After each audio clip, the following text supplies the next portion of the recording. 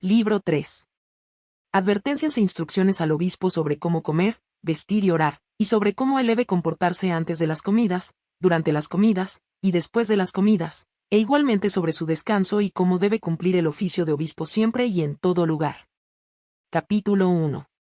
Jesucristo, Dios y hombre, quien vino a la tierra para asumir una naturaleza humana y salvar almas a través de su sangre, quien reveló el verdadero camino al cielo y abrió las puertas del mismo, él mismo me ha enviado a todos vosotros. Escucha, hija, tú a quien se le ha dado el escuchar verdades espirituales.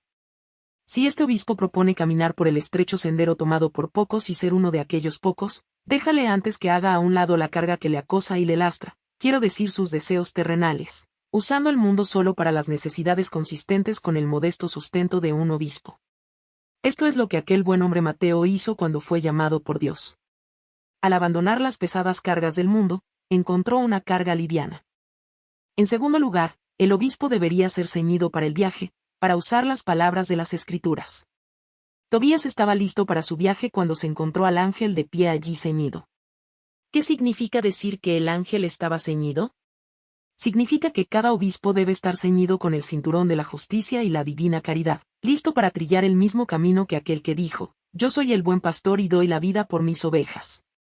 Él debe estar listo para decir la verdad con sus palabras, listo para ejecutar justicia en sus acciones, tanto las referidas a sí mismo como a las referidas a los otros, sin descuidar la justicia a causa de amenazas y provocaciones o a falsas amistades o temores vacíos. A cada obispo así ceñido, vendrá Tobías, es decir, los rectos, y ellos seguirán su sendero. En tercer lugar, debe comer pan y agua antes de que emprenda su viaje, como leemos acerca de Elías, quien levantándose del sueño, encontró pan y agua en su cabecera. ¿Qué es este pan dado al profeta sino los bienes materiales y espirituales a él concedidos? Porque el pan material le fue dado en el desierto como una lección. Aunque Dios podía haber mantenido al profeta sin alimento material, quiso que el pan material fuese preparado para él para que el pueblo pudiese entender que era el deseo de Dios que ellos hicieran uso de los buenos dones de Dios con moderación para el consuelo del cuerpo. Además, una infusión del Espíritu inspiró al profeta cuando se mantuvo 40 días con la fuerza de aquel alimento. Pues, si no hubiera inspirado una unción interior de gracia a su mente, él ciertamente hubiera desistido durante el arduo trabajo de aquellos 40 días, porque en sí mismo él era débil pero en Dios él tuvo la fuerza para completar tal viaje. Por tanto, así como el hombre vive con cada palabra de Dios, instamos al obispo a tomar el bocado de pan, es decir, amar a Dios sobre todas las cosas. Él encontrará este bocado en su cabeza, en el sentido de que su propia razón le dice que Dios ha de ser amado sobre todas las cosas y antes de todas las cosas, a causa de la creación y la redención y también a causa de su paciencia y bondad duraderas. Le ofrecemos asimismo que beba un poco de agua, es decir, para pensar en su fuero interno sobre la amargura de la pasión de Cristo. ¿Quién es suficientemente digno de ser capaz de meditar sobre la agonía de la naturaleza humana de Cristo? La agonía él estaba sufriendo en el momento en que pidió que el cáliz de la pasión fuera apartado de él y cuando gotas de su sangre fueron derramándose hacia el suelo. El obispo debe beber esta agua junto con el pan de caridad y será fortalecido para el viaje a lo largo del camino de Jesucristo. Una vez el obispo ha emprendido el camino de la salvación, si quiere hacer mayor progreso, le es útil dar gracias a Dios con todo su corazón desde la primera hora del día, considerando sus propias acciones cuidadosamente y pidiéndole a Dios ayuda para llevar a cabo su voluntad. Entonces, cuando se está vistiendo, debe rezar de esta manera, las cenizas a las cenizas, el polvo al polvo. Pues aunque soy obispo por la providencia de Dios, estoy poniendo estas ropas hechas del polvo de la tierra sobre ti, mi cuerpo, no por el bien de la belleza u ostentación sino como cubierta, de modo que tu desnudez no se vea. Ni me preocupa si tus ropas son mejores o peores, sino solo que el hábito del obispo sea admitido como reverencia a Dios, y que a través de su hábito la autoridad del obispo pueda ser reconocida para la corrección e instrucción de otros. Y por eso, amable Dios, te suplico que me des firmeza de mente para que no me enorgullezca de mis cenizas y polvo preciosos ni neciamente me glorifique en los colores del mero polvo. Concédeme fortaleza para que, así como la vestimenta del obispo es más distinguida y respetada que otras a causa de su divina autoridad, la vestimenta de mi alma pueda ser aceptable ante Dios, no sea que yo sea empujado al más profundo abismo por haber sostenido autoridad de una mediocre e indigna manera o no sea que yo sea ignominiosamente despojado por haber vestido neciamente mi venerable vestimenta para mi propia condenación. Después de eso él debe leer o cantar las horas. Cuanto más alto es el rango que una persona alcanza, más gloria debe él o ella rendir a Dios. Sin embargo, un corazón puro agrada a Dios tanto estando en silencio como cantando, siempre que una persona esté ocupada con otras tareas rectas y útiles. Después de celebrar la misa, el obispo debe cumplir sus obligaciones episcopales, teniendo diligente cuidado de no darle más atención a las cosas materiales que a las espirituales. Cuando se acerque a la mesa de sus alimentos, este debe ser su pensamiento: oh, Señor Jesucristo, tú mandas que el cuerpo corruptible sea sostenido con alimento material. Ayúdame a darle a mi cuerpo lo que necesita de manera que la carne no se vuelva vergonzosamente insolente contra el alma a causa de comida superflua ni de indolencia en tu servicio por imprudente abstinencia. Inspira en mí una adecuada moderación de manera que cuando este hombre de la tierra se alimente a sí mismo con cosas de la tierra, el Señor de la tierra no sea llevado a la ira por su criatura de la tierra. Mientras esté a la mesa, al obispo se le permite tomar la clase de refrigerio moderado y conversación en que se evita la necia vanidad y ninguna palabra se pronuncia ni se oye que pueda ofrecer a los oyentes ocasión de pecado. Antes bien, que sean todas apropiadas y saludables. Si el pan y el vino faltan en la mesa material, todo pierde su sabor. De la misma forma, si la buena doctrina y la exhortación faltan en la mesa episcopal y espiritual, todo lo colocado sobre ella parece insípido para el alma. Y por eso, para evitar cualquier ocasión de frivolidad, algo que pueda ser de provecho para aquellos sentados allí, debe leerse o recitarse a la mesa. Cuando se finaliza la comida y la bendición de acción de gracias ha sido rezada a Dios, el obispo debe planear lo que tiene que hacer o leer libros que puedan conducirle hacia la perfección espiritual. Después de la cena, sin embargo, puede entretenerse con los compañeros de su casa. No obstante, así como una madre que amamanta a su bebé unta sus pezones con cenizas u otra sustancia amarga hasta que desteta al bebé de la leche y lo acostumbra a comidas sólidas, así también el obispo debe atraer a sus compañeros más cerca de Dios mediante el tipo de conversación por la cual ellos deben de llegar a temer y amar a Dios, convirtiéndose de este modo no solo en su padre mediante la divina autoridad puesta en él, sino también en su madre mediante la formación espiritual que les da. Si está consciente de que cualquiera en su casa está en estado de pecado mortal y no se ha arrepentido a pesar de admoniciones, entonces debe separarse de él. Si lo retiene por conveniencia o por consolación temporal, no tendrá inmunidad contra el pecado del otro. Cuando vaya a la cama, debe examinar cuidadosamente sus actos e impresiones del día que ha transcurrido, teniendo los siguientes pensamientos: oh, Dios, creador de mi cuerpo y de mi alma, contémplame en tu misericordia. Concédeme tu gracia, para que no me haga tibio en tu servicio por dormir de más ni me debilite en tu servicio a causa de sueño disturbado, sino concédeme para tu gloria esa medida de sueño que nos has prescrito para dar descanso al cuerpo. Dame fortaleza para que mi enemigo, el demonio, no pueda perturbarme ni arrastrarme lejos de tu bondad. Cuando se levanta de la cama, debe lavar en confesión cualesquiera lapsos que la carne pueda haber sufrido, para que el sueño de la noche siguiente no comience con los pecados de la noche anterior. Las palabras de la Virgen a su hija sobre la oportuna solución a las dificultades que encontrará el obispo en el camino estrecho, y sobre cómo la paciencia es simbolizada por la ropa y los 10 mandamientos por 10 dedos, y el anhelo de la eternidad y el disgusto hacia lo mundano por 2 pies, y sobre 3 enemigos del obispo a lo largo de su camino. Capítulo 2.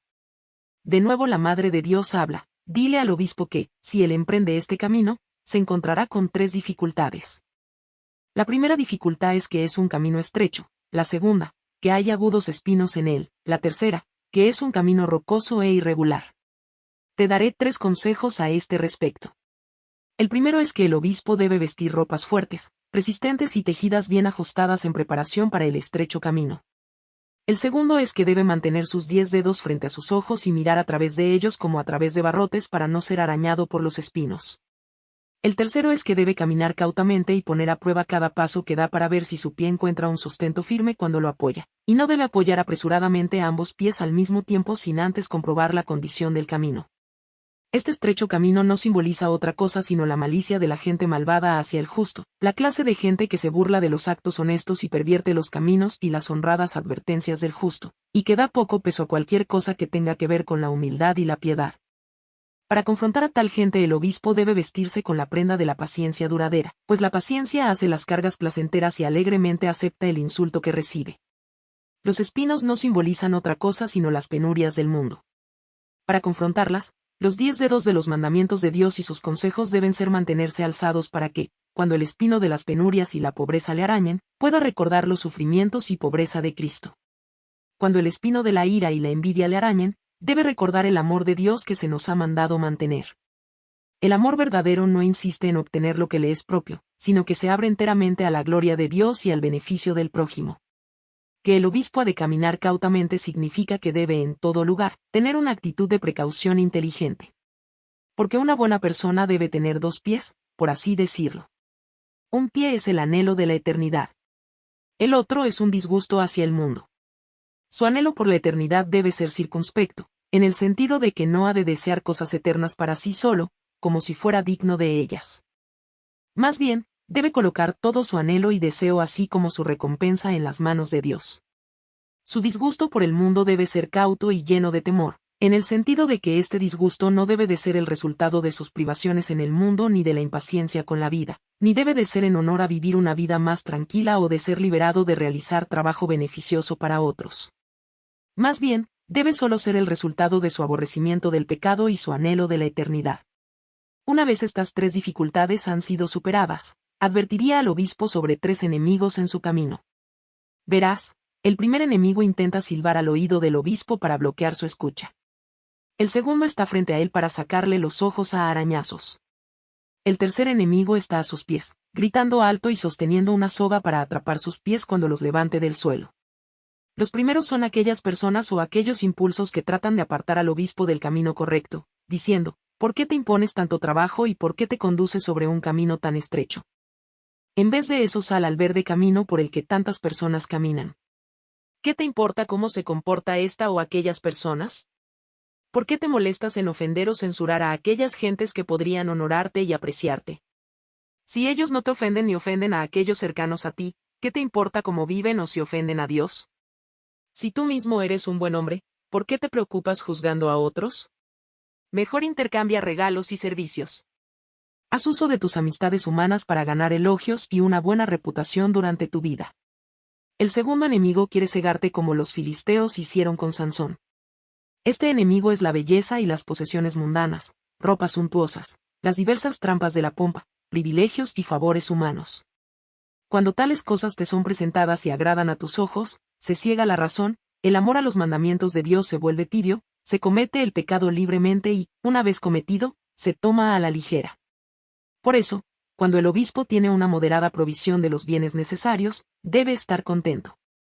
Porque demasiada gente hoy en día encuentra más agradable estar parado con Sansón a la rueda de molino del deseo que amar a la iglesia con una disposición de elogio hacia el ministerio pastoral.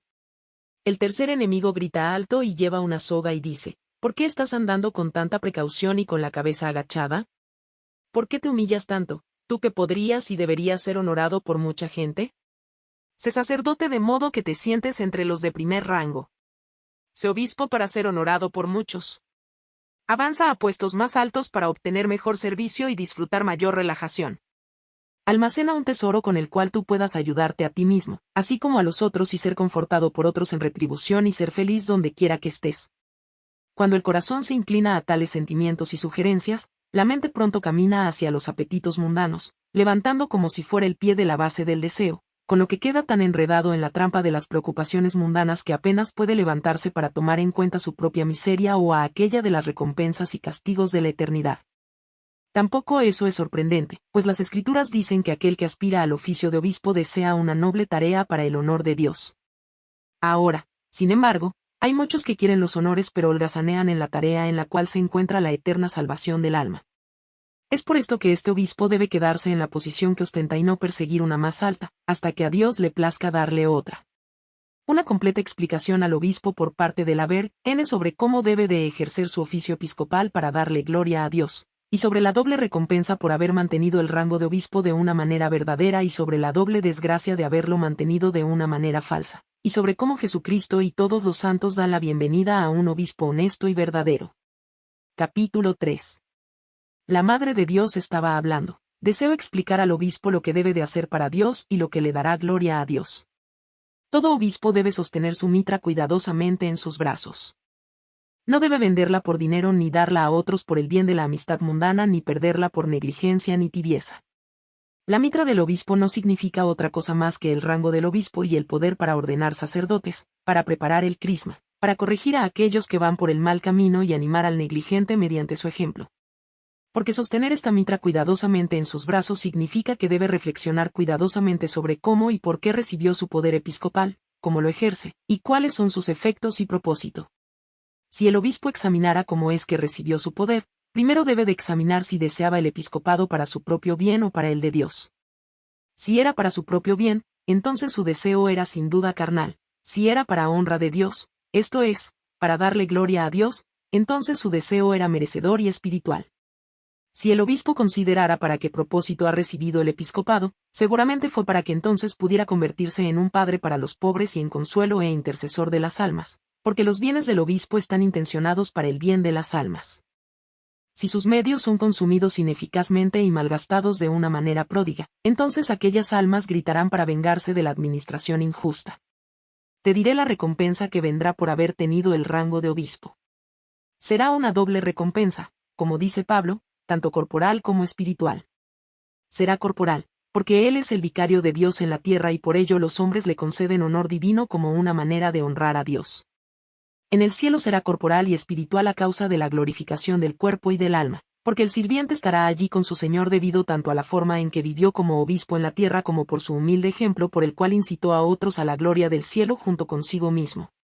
Todo el que tiene el rango y atuendo de obispo pero evade la manera de vida episcopal, merecerá una doble desgracia. Que el poder del obispo no ha de ser vendido significa que el obispo no debe cometer conscientemente simonía o ejercer su oficio por el bien del dinero o por el favor humano, ni promover a hombres que sabe que son de mal carácter porque la gente le pida que lo haga. Que la mitra no debe otorgarse a otros por amistad humana, significa que el obispo no debe de disfrazar los pecados del negligente ni dejar que aquellos a los que puede y debe corregir se vayan sin castigo, ni pasar por alto en silencio los pecados de sus amigos debido a la amistad mundana, ni tomar los pecados de sus subordinados sobre sus propias espaldas, porque el obispo es el centinela de Dios. Que el obispo no debe perder su mitra por negligencia significa que el obispo no debe delegar en otros lo que él mismo debe y puede hacer con más provecho, que no debe por el bien de su propio bienestar físico, transferir a otros lo que él mismo es capaz de realizar con más perfección, pues la obligación del obispo no es descansar sino trabajar. El obispo no debe de ignorar la vida y la conducta de aquellos en quienes delega sus tareas.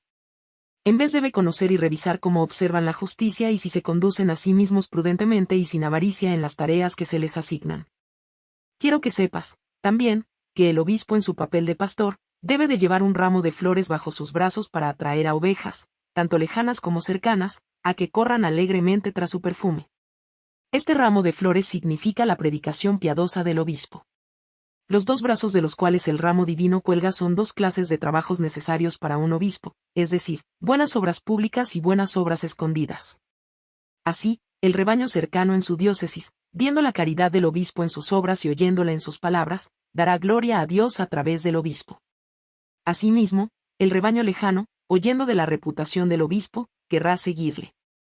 Este es el ramo más dulce, no avergonzarse de la verdad y humildad de Dios y predicar buena doctrina y practicarla al tiempo que se predica, ser humilde cuando se es elogiado y devoto en la humillación. Cuando el obispo haya llegado al final de este camino y alcance la puerta, debe de tener un regalo en sus manos para presentárselo al alto rey. Por consiguiente, que tenga en sus manos una preciosa vasija para él, una vacía, para ofrecérsela al alto rey. La vasija vacía a ser ofrecida es su propio corazón. Él debe luchar noche y día para que esté vacío de toda lujuria y del deseo de fugaz elogio. Cuando un obispo como este es conducido al reino de la gloria, Jesucristo, verdadero Dios y hombre, vendrá a su encuentro junto con la corte entera de santos. Entonces escuchará a los ángeles diciendo, Dios nuestro, nuestra alegría y todo bien. Este obispo era puro en el cuerpo, varonil en su conducta. Es adecuado que te lo presentemos, pues anheló mucho nuestra compañía todos los días. Satisface su anhelo y magnifica nuestra alegría con su llegada. Entonces, también, otros santos dirán, oh, Dios, nuestra alegría es tanta por ti y en ti y no necesitamos nada más. Sin embargo, nuestra alegría es aumentada por la alegría del alma de este obispo que te anheló mientras era aún capaz de anhelar. Las dulces flores de sus labios aumentaron nuestros números. Las flores de sus obras consolaron a aquellos que moraban lejos y cerca. Por tanto, déjale regocijarse con nosotros y regocíjate tú mismo de él, pues tanto lo anhelaste cuando moriste por él. Finalmente el Rey de la Gloria le dirá, amigo, has venido a presentarme la vasija de tu corazón vaciado de tu egoísta voluntad. Por ello, te llenaré de mi deleite y gloria. Mi alegría será tuya y tu gloria en mí nunca cesará. Las palabras de la madre a su hija sobre la codicia de los malos obispos. Explica en una larga parábola que muchas personas mediante sus buenas intenciones alcanzan el rango espiritual que los obispos desmedidos rechazan a pesar de haber sido llamados a ello en un sentido físico. Capítulo 4. La Madre de Dios habla a la novia del Hijo diciendo: estás llorando porque Dios ama tanto a las personas pero la gente ama tan poco a Dios. Así es. ¿En dónde está, ciertamente, el gobernante u obispo que no codicia su puesto para obtener honores y riqueza mundanos sino, más bien, los desea para ayudar a los pobres con sus propias manos? Puesto que los gobernantes y los obispos no quieren venir a una fiesta de matrimonio preparada para todos en el cielo, los pobres y los débiles vendrán en su lugar, como te lo mostraré por medio de un ejemplo. En una cierta ciudad vivía un obispo sabio, atractivo y rico quien era elogiado por su sabiduría y atractiva apariencia, pero no le dio gracias a Dios, como debía hacerlo, por haberle dado esa misma sabiduría. Era elogiado y honorado también por su riqueza, y daba numerosos regalos con vistas a obtener favores mundanos. Anhelaba incluso mayores posesiones para poder dar más regalos y obtener mayor honor. Este obispo tenía un docto sacerdote en su diócesis quien pensaba para sí mismo como sigue: este obispo, decía, ama a Dios menos de lo que debería. Su vida entera tiende a lo mundano. Por ello, si agrada a Dios, me gustaría tener su episcopado para darle gloria a Dios. No lo deseo por razones mundanas, viendo que el honor mundano no es sino aire vacío, ni en honor a la riqueza, que es tan pesada como la más pesada de las cargas, ni por honor del descanso físico y el confort, pues solo necesito una razonable cantidad de descanso para mantener mi cuerpo en forma para el servicio de Dios. No, lo deseo únicamente por el honor a Dios. Y, aunque soy indigno de cualquier honor, con propósito de ganar más almas para Dios y beneficiar a más gente con mi palabra y ejemplo y ayudar a más personas mediante los ingresos de la Iglesia, alegremente asumiría la gravosa tarea de ser obispo. Dios sabe que preferiría morir de una muerte dolorosa o soportar amargas penurias que tener el rango de obispo. Soy susceptible de sufrir como el cualquier prójimo, pero, aún así aquel que aspira al oficio de obispo desea una noble tarea.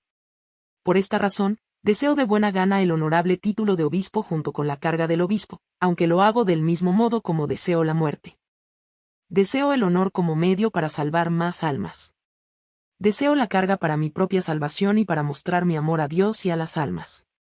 Deseo el oficio con el solo propósito de ser capaz de distribuir más generosamente los bienes de la Iglesia a los pobres, para instruir almas más francamente, para instruir más audazmente a aquellos que están en error, para mortificar mi carne más completamente, para ejercitar autocontrol más asiduamente como un ejemplo para los demás.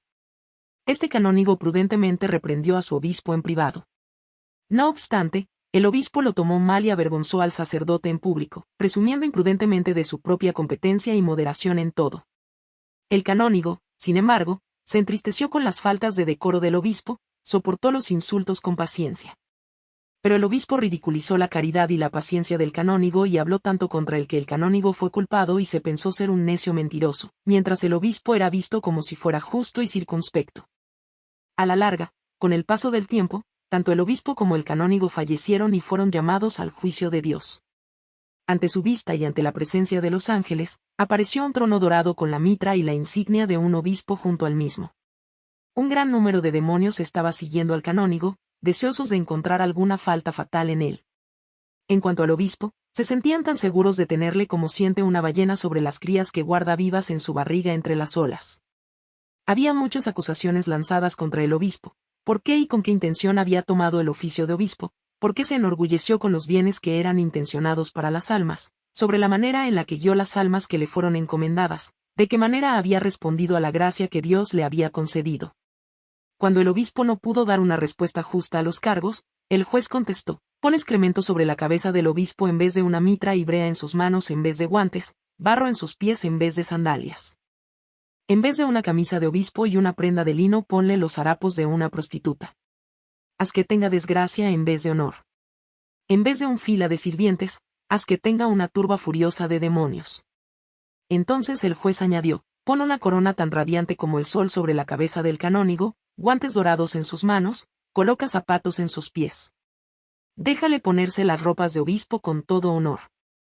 Vestido con su atuendo episcopal, rodeado por la corte celestial, fue presentado al juez como un obispo al que se le da honor.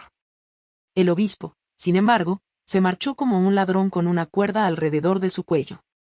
A la vista de él, el juez apartó sus misericordiosos ojos tal como lo hicieron todos sus santos con él. Esta es la manera en la cual muchas personas, mediante sus buenas intenciones y en un sentido espiritual, alcanzan el rango de honor desdeñado por aquellos que fueron llamados al miso en el sentido físico. Todas estas cosas tuvieron lugar instantáneamente ante Dios, aunque, por tu bien, fueron actuadas con palabras, pues 1000 años son como una simple hora ante Dios.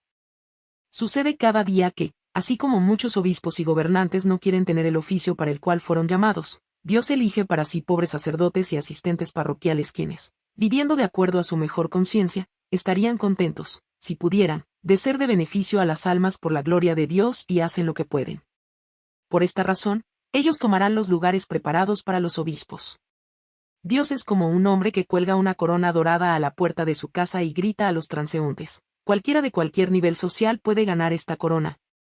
La obtendrá aquel que está más noblemente vestido en virtud. Has de saber que si obispos y gobernantes son sabios en sabiduría mundana, Dios es más sabio que ellos en un sentido espiritual, pues eleva al humilde y no da su aprobación al orgulloso.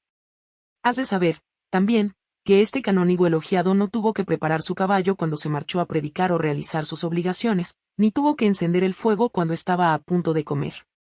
No, él tuvo sirvientes y los medios que necesitaba para vivir de una manera razonable. Tenía dinero, también, aunque no para su propio uso avariento, pues ni siquiera si hubiera tenido toda la riqueza del mundo, habría dado un solo céntimo para convertirse en obispo. Pero ni por todo el mundo se habría negado a ser obispo, si era la voluntad de Dios. Entregó su voluntad a Dios, listo para ser honrado por el honor a Dios y listo para humillarse por amor y temor de Dios. Palabras de Ambrosio a la novia sobre la oración de buenas personas por la gente. Los gobernantes del mundo y de la Iglesia son comparados a timoneros, mientras que el orgullo y el resto de los vicios son comparados a tormentas, y el pasaje hacia la verdad es comparado a un cielo. También, sobre la vocación espiritual de la novia. Capítulo 5. Está escrito que los amigos de Dios una vez clamaron pidiendo a Dios que desgarrase los cielos y descendiese a liberar a su pueblo de Israel. En estos días, también, los amigos de Dios claman diciendo: amabilísimo Dios, vemos a innumerables personas perecer en tormentas peligrosas, pues sus timoneros son avaros y están siempre deseosos de atracar en aquellos países donde creen que conseguirán un mayor beneficio. Ellos conducen al pueblo a lugares donde hay una tremenda marejada de olas, mientras la misma gente no conoce ningún puerto seguro. Así que esta incontable gente está por lo tanto en horrible peligro y muy pocos de ellos alcanzarán jamás su propio puerto. Os suplicamos, Rey de toda gloria, ilumina amablemente el puerto para que tu gente pueda escapar a su peligro, no teniendo que obedecer a los malvados timoneros, más bien ser conducidos al puerto por tu bendita luz. Por estos timoneros me refiero a todos aquellos que ejercen poder material o poder espiritual en el mundo.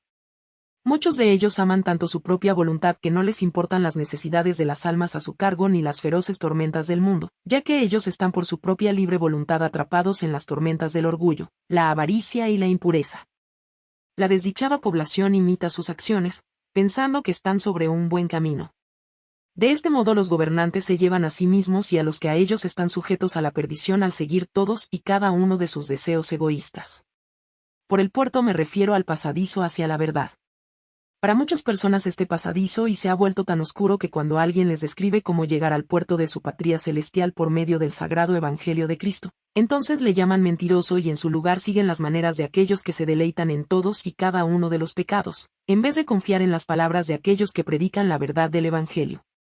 Por la luz solicitada por los amigos de Dios quiero decir una divina revelación hecha en el mundo con el propósito de que el amor de Dios pueda ser renovado en los corazones humanos y su justicia no sea olvidada ni desatendida. Por tanto, a causa de su misericordia y de las oraciones de sus amigos, le ha complacido a Dios llamarte en Espíritu Santo con objeto de que espiritualmente puedas ver, oír, y entender y así puedas revelar a otros lo que oigas en espíritu de acuerdo con la voluntad de Dios. Palabras de Ambrosio a la novia ofreciendo una alegoría sobre el hombre, su esposa y su sirvienta, y sobre cómo este adúltero simboliza un malvado obispo mientras que su esposa simboliza a la Iglesia y su sirvienta al amor hacia este mundo, y sobre la severa sentencia de aquellos más apegados al mundo que a la Iglesia. Capítulo 6. Soy el obispo Ambrosio. Estoy apareciéndome a ti y hablándote en alegoría porque tu corazón es incapaz de recibir un mensaje espiritual sin comparación física alguna. Había una vez un hombre cuya esposa legítimamente casada era encantadora y prudente. Sin embargo, a él le gustaba más la sirvienta que su esposa. Esto tuvo 3 consecuencias. La primera es que las palabras y los gestos de la sirvienta le deleitaban más que los de su esposa. La segunda es que vestía a la sirvienta con finas ropas sin que le importara que su esposa estuviese vestida con harapos comunes. La tercera es que estaba acostumbrado a pasar 9 horas con la sirvienta y solo la 10ª hora con su esposa. Él pasó la primera hora al lado de la sirvienta, disfrutando al contemplar su belleza. Pasó la segunda hora durmiendo en sus brazos. Pasó la tercera hora alegremente haciendo labores manuales para el confort de la sirvienta. Pasó la cuarta hora tomando un descanso físico con ella tras su arduo trabajo. Pasó la quinta hora inquieto mentalmente, preocupándose sobre cómo proveer por ella. Pasó la sexta hora descansando con ella, viendo ahora que ella aprobaba totalmente lo que él había hecho por ella. A la hora séptima el fuego de la lujuria carnal entró en él. Pasó la octava hora satisfaciendo su vehemente lujuria con ella. A la 9ª hora descuidó ciertas tareas que, sin embargo, le habría gustado llevar a cabo. Pasó la 10ª hora ejecutando algunas tareas que no le apetecía hacer. Y solo durante esta hora permaneció con su esposa. Uno de los parientes de su esposa vino al adúltero y le reprochó fuertemente, diciéndole: vuelve el afecto de tu mente hacia tu esposa legítimamente casada. Ámala y vístela como le corresponde, y pasa 9 horas con ella y solo la 10ª hora con la sirvienta. Si no, estate atento, porque morirás de una horrible y repentina muerte. Por el adúltero me refiero a alguien que ostenta el oficio de obispo por el bien de proveerle a la iglesia, pero, a pesar de ello, lleva una vida adúltera. Él se ha unido a la Santa Iglesia en unión espiritual para que sea su novia más querida, pero retira su afecto de ella y ama al servil mundo mucho más que a su noble dama y novia. De este modo, hace 3 cosas. Primero, se regocija más de fraudulenta adulación del mundo que de una obediente disposición hacia la Santa Iglesia. Segundo, ama los adornos mundanos, pero le preocupa poco la falta de adorno material o espiritual de la Iglesia. Tercero, pasa 9 horas en el mundo y solo una de las 10 en la Santa Iglesia. De acuerdo con esto, pasa la primera hora en buen ánimo, contemplando la belleza del mundo con deleite. Pasa la segunda hora durmiendo dulcemente en los brazos del mundo, esto es, entre sus altas fortificaciones y la vigilancia de sus ejércitos, felizmente confiado de poseer seguridad física a causa de estas cosas. Pasa la tercera hora haciendo animadamente labores manuales por el bien de la ventaja mundana, para que pueda obtener el disfrute físico del mundo. Pasa la cuarta hora tomando alegremente un descanso físico después de su arduo trabajo, ahora que tiene suficientes medios. Pasa la quinta hora inquieto en su mente de diferentes maneras, preocupándose sobre cómo puede parecer ser sabio en asuntos mundanos. Durante la sexta hora experimenta una agradable tranquilidad de mente, viendo que las gentes mundanas en todo lugar aprueban lo que ha hecho. En la hora séptima oye y ve los placeres mundanos y con disposición abre su lujuria a ellos. Esto causa que un fuego arda impaciente e intolerablemente en su corazón. En la octava hora lleva a cabo en acto lo que antes había estado meramente en su ardiente deseo. Durante la 9ª hora omite descuidadamente ciertas tareas que había querido hacer solo por motivos mundanos, para no ofender a aquellos por los cuales siente un simple afecto natural. En la hora 10ª él a desgana ejecuta unas pocas buenas obras, temeroso de que pueda ser encontrado en desdén y gane una mala reputación o reciba una dura sentencia severa si por alguna razón enteramente descuida hacerlas. Está acostumbrado a pasar únicamente su 10ª hora con la Santa Iglesia, haciendo lo que hace, no por amor sino por temor. Tiene miedo, desde luego, del castigo de los fuegos del infierno. Si él pudiera vivir para siempre en confort físico y con muchas posesiones mundanas, no se preocuparía de perder la felicidad del cielo. Por ello, juro por ese Dios que no tiene principio y que vive sin fin, y afirmo con certeza que, a menos que regrese pronto a la Santa Iglesia y pase 9 horas con ella y solo la 10ª con la sirvienta, es decir, con el mundo, no por amarlo sino por poseer con renuencia la riqueza y honor de su oficio episcopal, y arreglando todo con humildad y razonablemente para la gloria de Dios, entonces la herida espiritual en su alma será tan grave, para hacer una comparación física, como la herida de un hombre golpeado tan terriblemente en la cabeza que su cuerpo entero está arruinado hasta las plantas de sus pies, con sus venas y músculos estallados, y sus huesos despedazados y la médula chorreando horriblemente en todas direcciones. Tan severamente atormentado como parece el corazón en un cuerpo golpeado tan violentamente en su cabeza y las partes del cuerpo cercanas a la cabeza, que hasta las mismísimas plantas de sus pies duelen a pesar de estar más alejadas, igualmente torturada severamente aparecerá esa alma miserable que esté más cerca del estallido de la justicia divina, cuando en su conciencia se vea a sí misma siendo herida insoportablemente en todos lados. Las palabras de la Virgen a la novia comparando el obispo amante de lo mundano a fuelles llenos de aire o a un caracol echado en la mugre, y sobre la sentencia administrada a semejante obispo, que es totalmente lo opuesto al obispo Ambrosio. Capítulo 7. Las Escrituras dicen, aquel que ama a su propia alma en este mundo la perderá. Ahora, este obispo amaba a su propia alma con todos sus deseos, y no había inclinaciones espirituales en su corazón. Bien podía ser comparado a los fuelles llenos de aire cercanos a una forja. Así como queda un resto de aire en los fuelles una vez que los carbones se han apagado y el metal rojo caliente está fluyendo, así también, aunque este hombre le ha dado a su naturaleza todo lo que ansía, perdiendo inútilmente su tiempo, todavía quedan en él las mismas inclinaciones como el aire en los fuelles. Su voluntad está inclinada al orgullo mundano y a la lujuria. A causa de estos vicios, ofrece una excusa y un ejemplo pecaminoso a las personas con corazones endurecidos quienes, desperdiciados en pecados, son arrojados al infierno. Esta no era la actitud del buen obispo Ambrosio. Su corazón estaba lleno de la voluntad de Dios. Comía y dormía con moderación.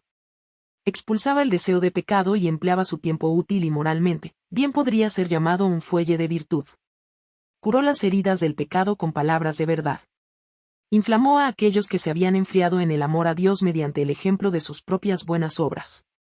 Refrescó a aquellos que se estaban quemando en deseo pecaminoso mediante la pureza de su vida. De este modo, ayudó a muchas personas a evitar entrar a la muerte del infierno, porque el amor divino permaneció en él todo el tiempo que vivió. Este obispo, por otro lado, es como un caracol que se reclina en su suciedad de origen y arrastra su cabeza por el suelo. De modo similar, este hombre se reclina y tiene su deleite en pecaminosa abominación, dejando que su mente sea arrastrada a lo mundano antes que al pensamiento de la eternidad. Yo le haría reflexionar sobre tres cosas. Primero, la manera en la que ha ejercido su ministerio sacerdotal.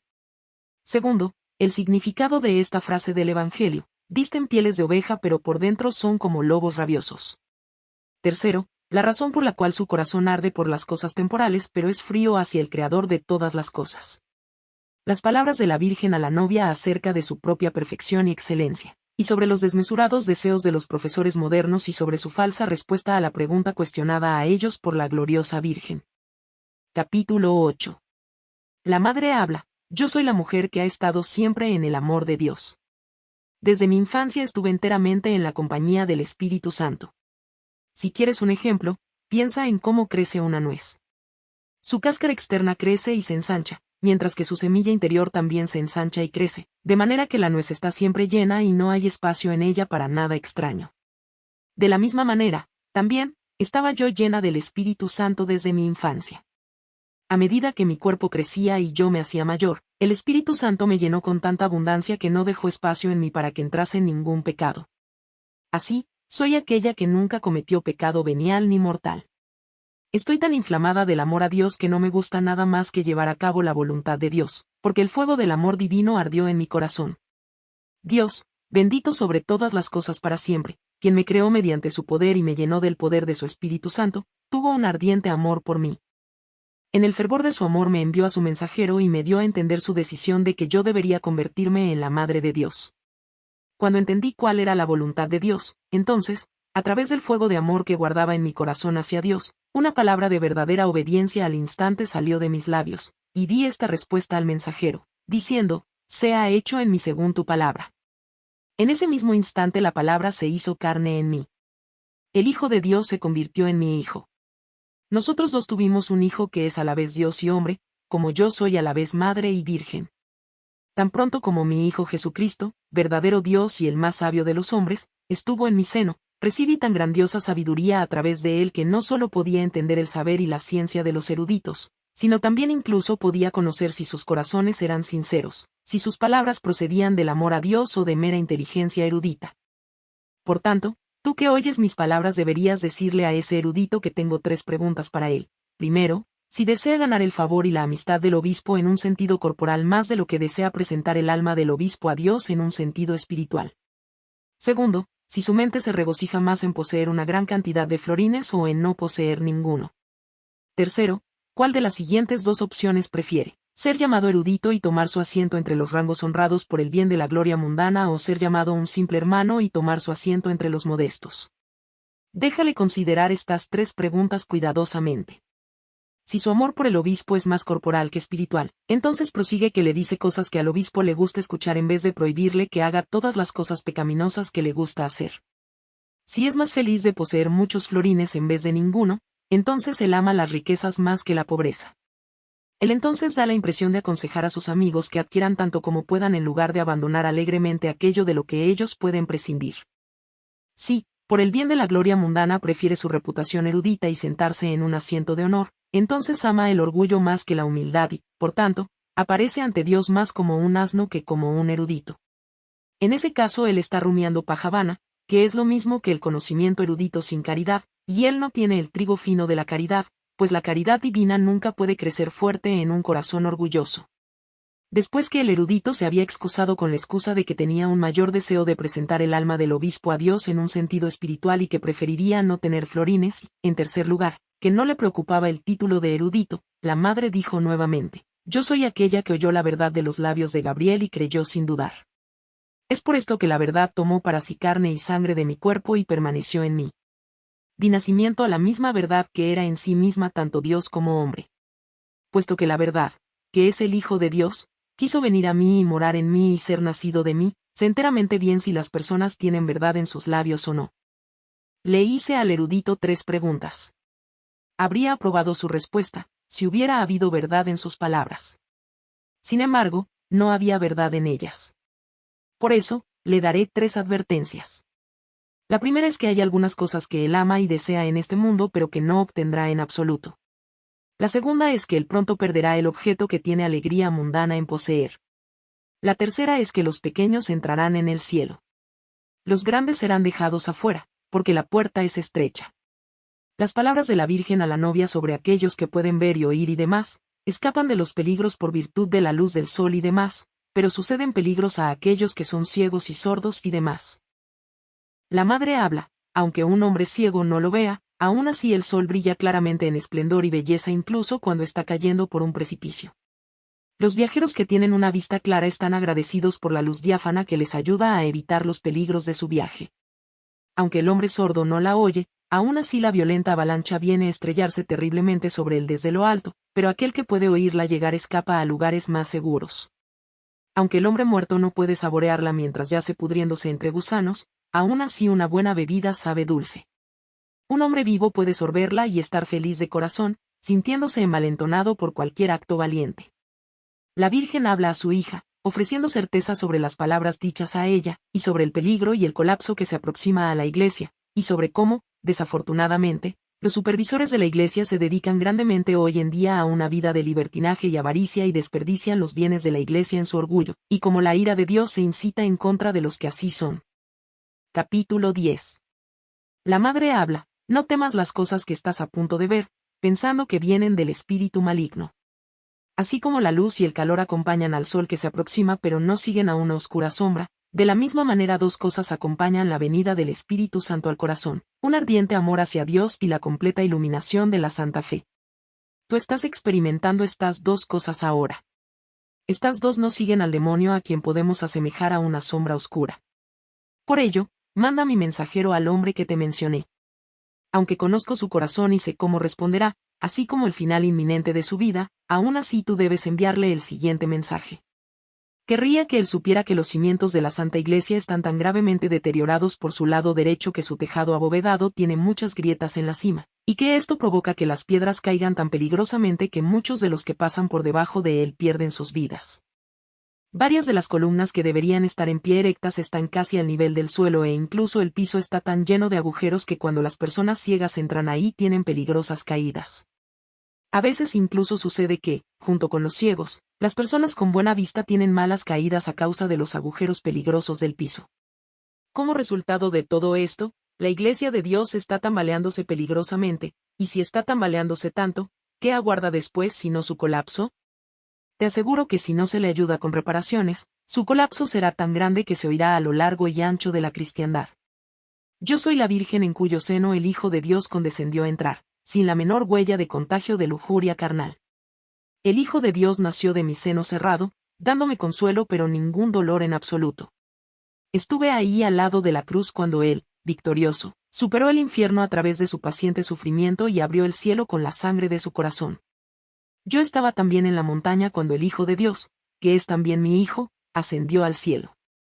Tengo el más claro conocimiento de la totalidad de la fe católica que Él predicó y enseñó a todos los que querían entrar al cielo. Yo soy aquella misma mujer, y ahora estoy sobre el mundo en continua oración, como un arco iris sobre las nubes que parece curvarse hacia la tierra y tocarla con sus dos extremos. Me veo a mí misma como un arco iris que se inclina tanto hacia los habitantes buenos como hacia los malvados de la tierra por medio de mis oraciones. Me inclino hacia la gente buena para que puedan ser firmes en los mandamientos de la Santa Iglesia, y me inclino hacia la gente malvada para que no añadan gravedad a su maldad y se hagan peores. Le haría saber al hombre que te he mencionado, que horribles y nauseabundas nubes se están levantando en una dirección en contra del arco iris reluciente.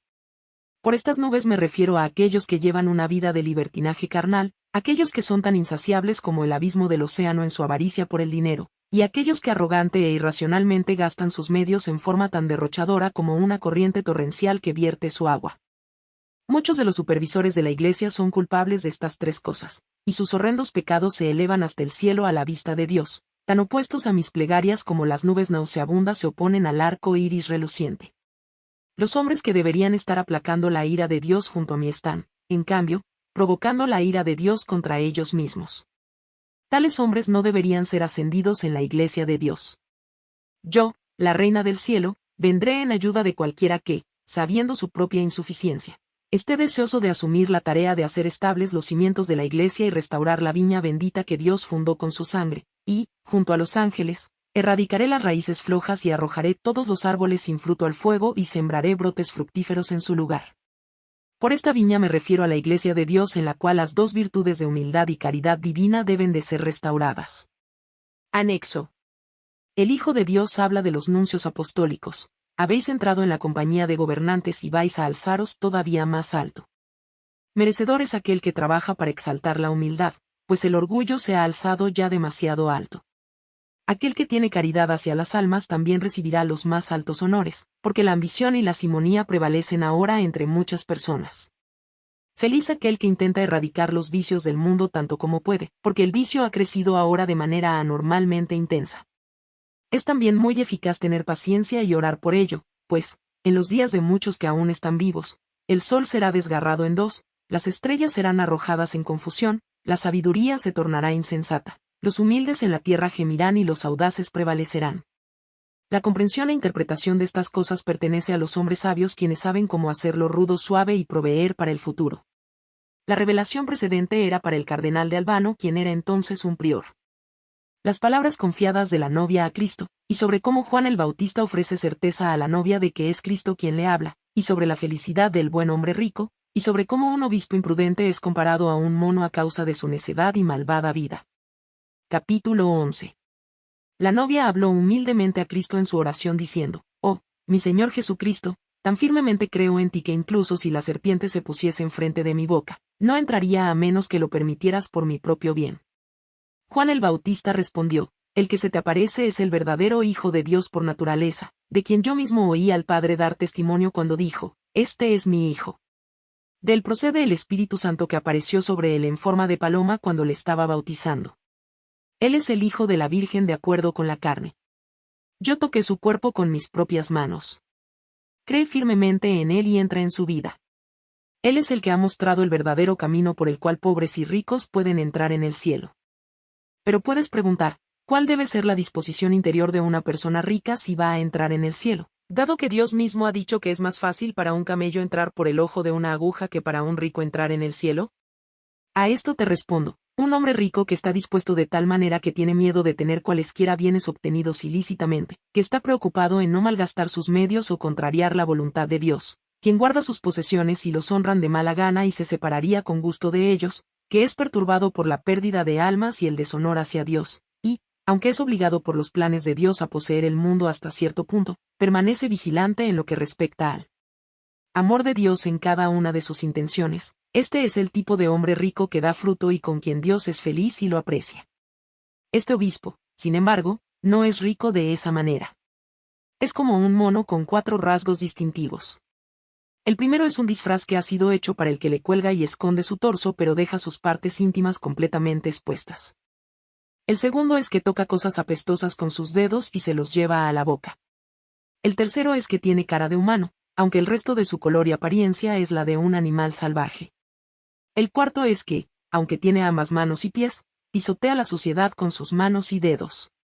Ese obispo necio es como un mono, curioso acerca de la vanidad del mundo, demasiado deformado para cualquier acción que merezca elogio. Viste un disfraz, esto es, su ordenación episcopal, que es honorable y preciosa a la vista de Dios, pero sus partes íntimas desnudas están expuestas, pues la frivolidad de su carácter y su lujuria carnal son mostrados a los demás y traen ruina a las almas. Esto va contra lo que aquel noble caballero dice acerca de cómo a las partes más vergonzosas de un hombre se les da el mayor honor, queriendo decir mediante esto que los instintos animales de los sacerdotes deben ser escondidos con buenas obras, de manera que los débiles no se escandalicen a causa de su ejemplo. Un mono también toca y olfatea cosas malolientes. ¿Qué haces con un dedo si señalas algo que has visto, como cuando yo contemplé a Dios en su naturaleza humana y señalé hacia él con mi dedo, diciendo, contemplad al Cordero de Dios? ¿Qué son los dedos de un obispo sino sus virtudes dignas de elogio a través de las cuales él debería señalar la justicia y caridad de Dios? Pero, en su lugar, las acciones de este hombre señalan el hecho de que es de nacimiento noble y rico, mundanamente sabio y fastuoso con su dinero. ¿Qué es esto sino tocar podredumbre maloliente con sus dedos? ¿Es acaso glorificarse de la carne o de una gran casa más que glorificarse de sacos inflados? Un mono tiene una cara humana pero parece un animal salvaje en otros aspectos. Este hombre, también, posee un alma estampada con el sello de Dios pero deformada mediante su propia avaricia. En el cuarto lugar, así como un mono toca y revuelve la suciedad con sus pies y manos, así también este hombre codicia las cosas de la tierra en sus apetitos y acciones, apartando su rostro del cielo y bajándola a la tierra como un animal abstraído. ¿Aminora un hombre como es la ira de Dios? No, en absoluto, él más bien provoca la justicia de Dios contra sí mismo. Anexo. La siguiente revelación fue hecha sobre el legado de un cardinal durante el año jubileo. El Hijo de Dios habla, oh, orgulloso polemista, ¿en dónde está tu pompa? ¿Dónde está tu ecuestre finura ahora? No querías entender mientras eras honrado. Es por esto que ahora has caído en deshonor. Responde entonces a mi pregunta, aunque yo sé todas las cosas, mientras esta novia está escuchando. E inmediatamente fue como si apareciese una persona increíblemente deformada, temblando y desnuda. El juez le dijo, oh, alma, enseñaste que el mundo y sus riquezas deberían ser rechazados. ¿Por qué, entonces, lo seguiste? El alma respondió, porque su mugrienta fetidez me olía mejor que tu dulce fragancia. Y tan pronto como dijo esto, un demonio vertió una vasija de azufre y veneno en el alma. De nuevo el juez habló, oh, alma, fuiste escogida para ser una lámpara relumbrante para las personas, ¿por qué no brillaste con la palabra y el ejemplo? El alma respondió, porque tu amor había sido eliminado de mi corazón. Vagué como alguien que ha perdido su memoria y como un vagabundo, mirando las cosas del presente y no pensando en el futuro. Cuando esta alma dijo esto, fue privada de la luz de sus ojos. El demonio que había sido visto presente dijo, oh, juez, esta alma es mía. ¿Qué haré? El juez dijo, purgala y escudriñala como en un lagar hasta que el consejo sea celebrado, en el cual los argumentos tanto de amigos como de enemigos serán discutidos. La novia habla a Cristo, elevando oraciones por el obispo previamente mencionado, y sobre las respuestas que Cristo, la Virgen, y Santa Inés dieron a la novia. Capítulo 12. Oh, mi Señor, sé que nadie puede entrar en el cielo a menos que sea atraído por el Padre. Por tanto, Padre amabilísimo, atrae a este obispo afligido a ti. Y tú, Hijo de Dios, ayúdale si se esfuerza. Y tú, Espíritu Santo, llena a este frío y vacío obispo de tu amor. Dios Padre responde, si aquel que atrae a algo es fuerte pero el objeto atraído es demasiado pesado, su esfuerzo se agota enseguida y se convierte en nada. Además, si el que es atraído está vendado, no puede ayudarse a sí mismo ni a la persona que lo atrae. Si el atraído es sucio, entonces es repugnante al que lo atrae y toma contacto con él. La actitud de este obispo es como la de un hombre que está en la bifurcación de un camino intentando decidir qué vía tomar. La novia respondió, oh, mi señor, No está escrito que nadie permanece quieto en esta vida, sino que avanza sea hacia aquello que es mejor, sea hacia aquello que es peor.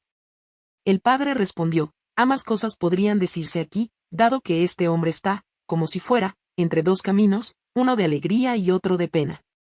El horror del castigo eterno le incomoda, y preferiría obtener la alegría del cielo. Sin embargo, piensa que el camino que conduce a la alegría es demasiado escabroso de emprender. Pero ciertamente comienza a caminar cuando va tras objetos que desea fervientemente. La bendita Inés habla, la actitud de este obispo es como la de un hombre que está ante dos caminos. Sabía que uno de ellos era estrecho al principio pero delicioso al final. Sabía que el otro era agradable por un poco pero acababa en un abismo sin fondo de angustia. A medida que el viajero pensaba sobre estos dos caminos, se sentía más atraído por el camino que era agradable al comienzo. Sin embargo, puesto que tenía miedo del abismo sin fondo, se le ocurrió el siguiente pensamiento. Dijo, debe de haber un atajo en el camino placentero. Si lo encuentro, puedo ir seguro por largo tiempo, y cuando llegue al abismo que hay al final, si encuentro el atajo, nada me dañará. Así que caminó seguro a lo largo del camino, pero cuando llegó al abismo sufrió una caída terrible al mismo, pues no había hallado el atajo que estaba esperando. Hoy en día hay mucha gente con la misma idea que este hombre. Ellos piensan para sí mismos como sigue. Dicen, es agobiante tomar el camino estrecho. Es duro dejar nuestra propia voluntad y nuestros privilegios. De esta manera colocan una falsa y peligrosa confianza en sí mismos. Dicen, el camino es largo. La misericordia de Dios es grande. El mundo es agradable y fue hecho para el placer. No hay nada que impida que yo haga uso del mundo como yo deseo por un tiempo, pues pretendo seguir a Dios al final de mi vida. Después de todo, hay una especie de atajo desde el sendero de lo mundano que es la contrición y la confesión. Si puedo arreglármelas con eso, seré salvado. El pensamiento de que una persona puede mantenerse deseando pecar hasta el final de su vida y después ir a confesión es una esperanza muy débil, porque ellos caen en el abismo mucho antes de lo que esperan. A veces, también, sufren tal dolor y una muerte tan repentina que son completamente incapaces de arrepentirse de una manera fructífera. Eso se merecen. Pues, cuando tuvieron la oportunidad, no quisieron prever los males venideros, sino que arbitrariamente marcaron el tiempo de la misericordia de Dios bajo su propia definición. No hicieron resolución alguna de no pecar mientras pudieron continuar disfrutando el pecado. De la misma manera, también, este obispo estaba frente a estos dos caminos. Ahora, sin embargo, él está aproximándose al camino más placentero de la carne. Ahora digamos que tiene 3 páginas colocadas ante él para leer. Lee la primera página una y otra vez con placer, pero lee la segunda solo de vez en cuando y sin placer en absoluto, mientras que lee la tercera solo rara vez y lo hace con tristeza. La primera página representa la riqueza y privilegios en los que se deleita. La segunda es el miedo al infierno, Gehenna y el juicio venidero que le está incomodando.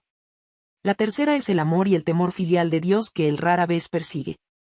Si tomara a corazón todo lo que Dios ha hecho por él o cuanto le ha prodigado, el amor de Dios nunca se extinguiría de su corazón.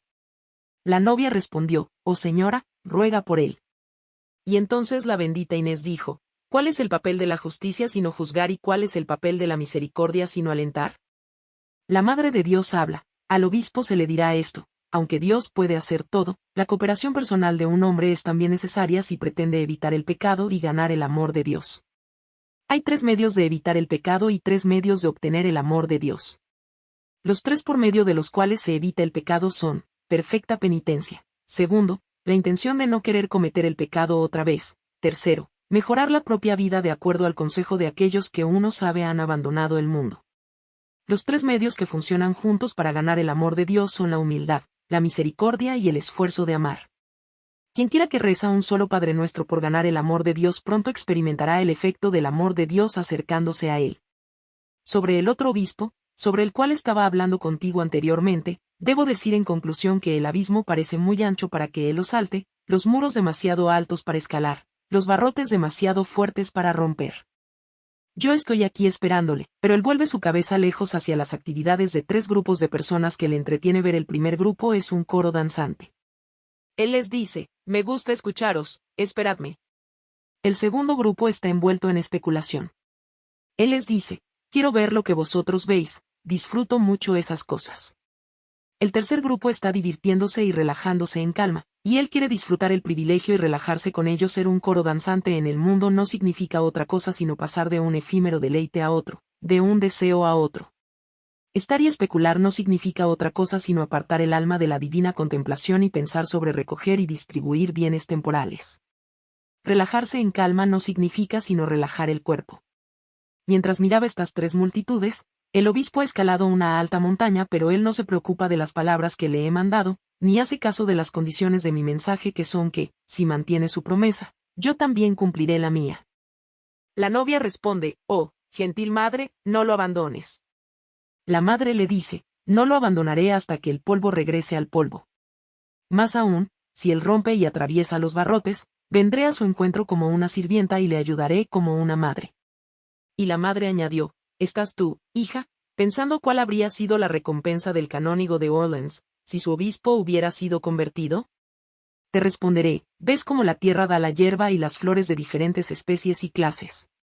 Del mismo modo, también, si cada persona hubiera permanecido probo en su propia estación desde el principio del mundo, todos habrían recibido una gran recompensa, por cuanto todos los que están en Dios habrían ido de un deleite al siguiente, no por cualquier sentido de tedio en su placer, sino porque su placer se hace cada vez mayor y su indescriptible alegría es renovada continuamente.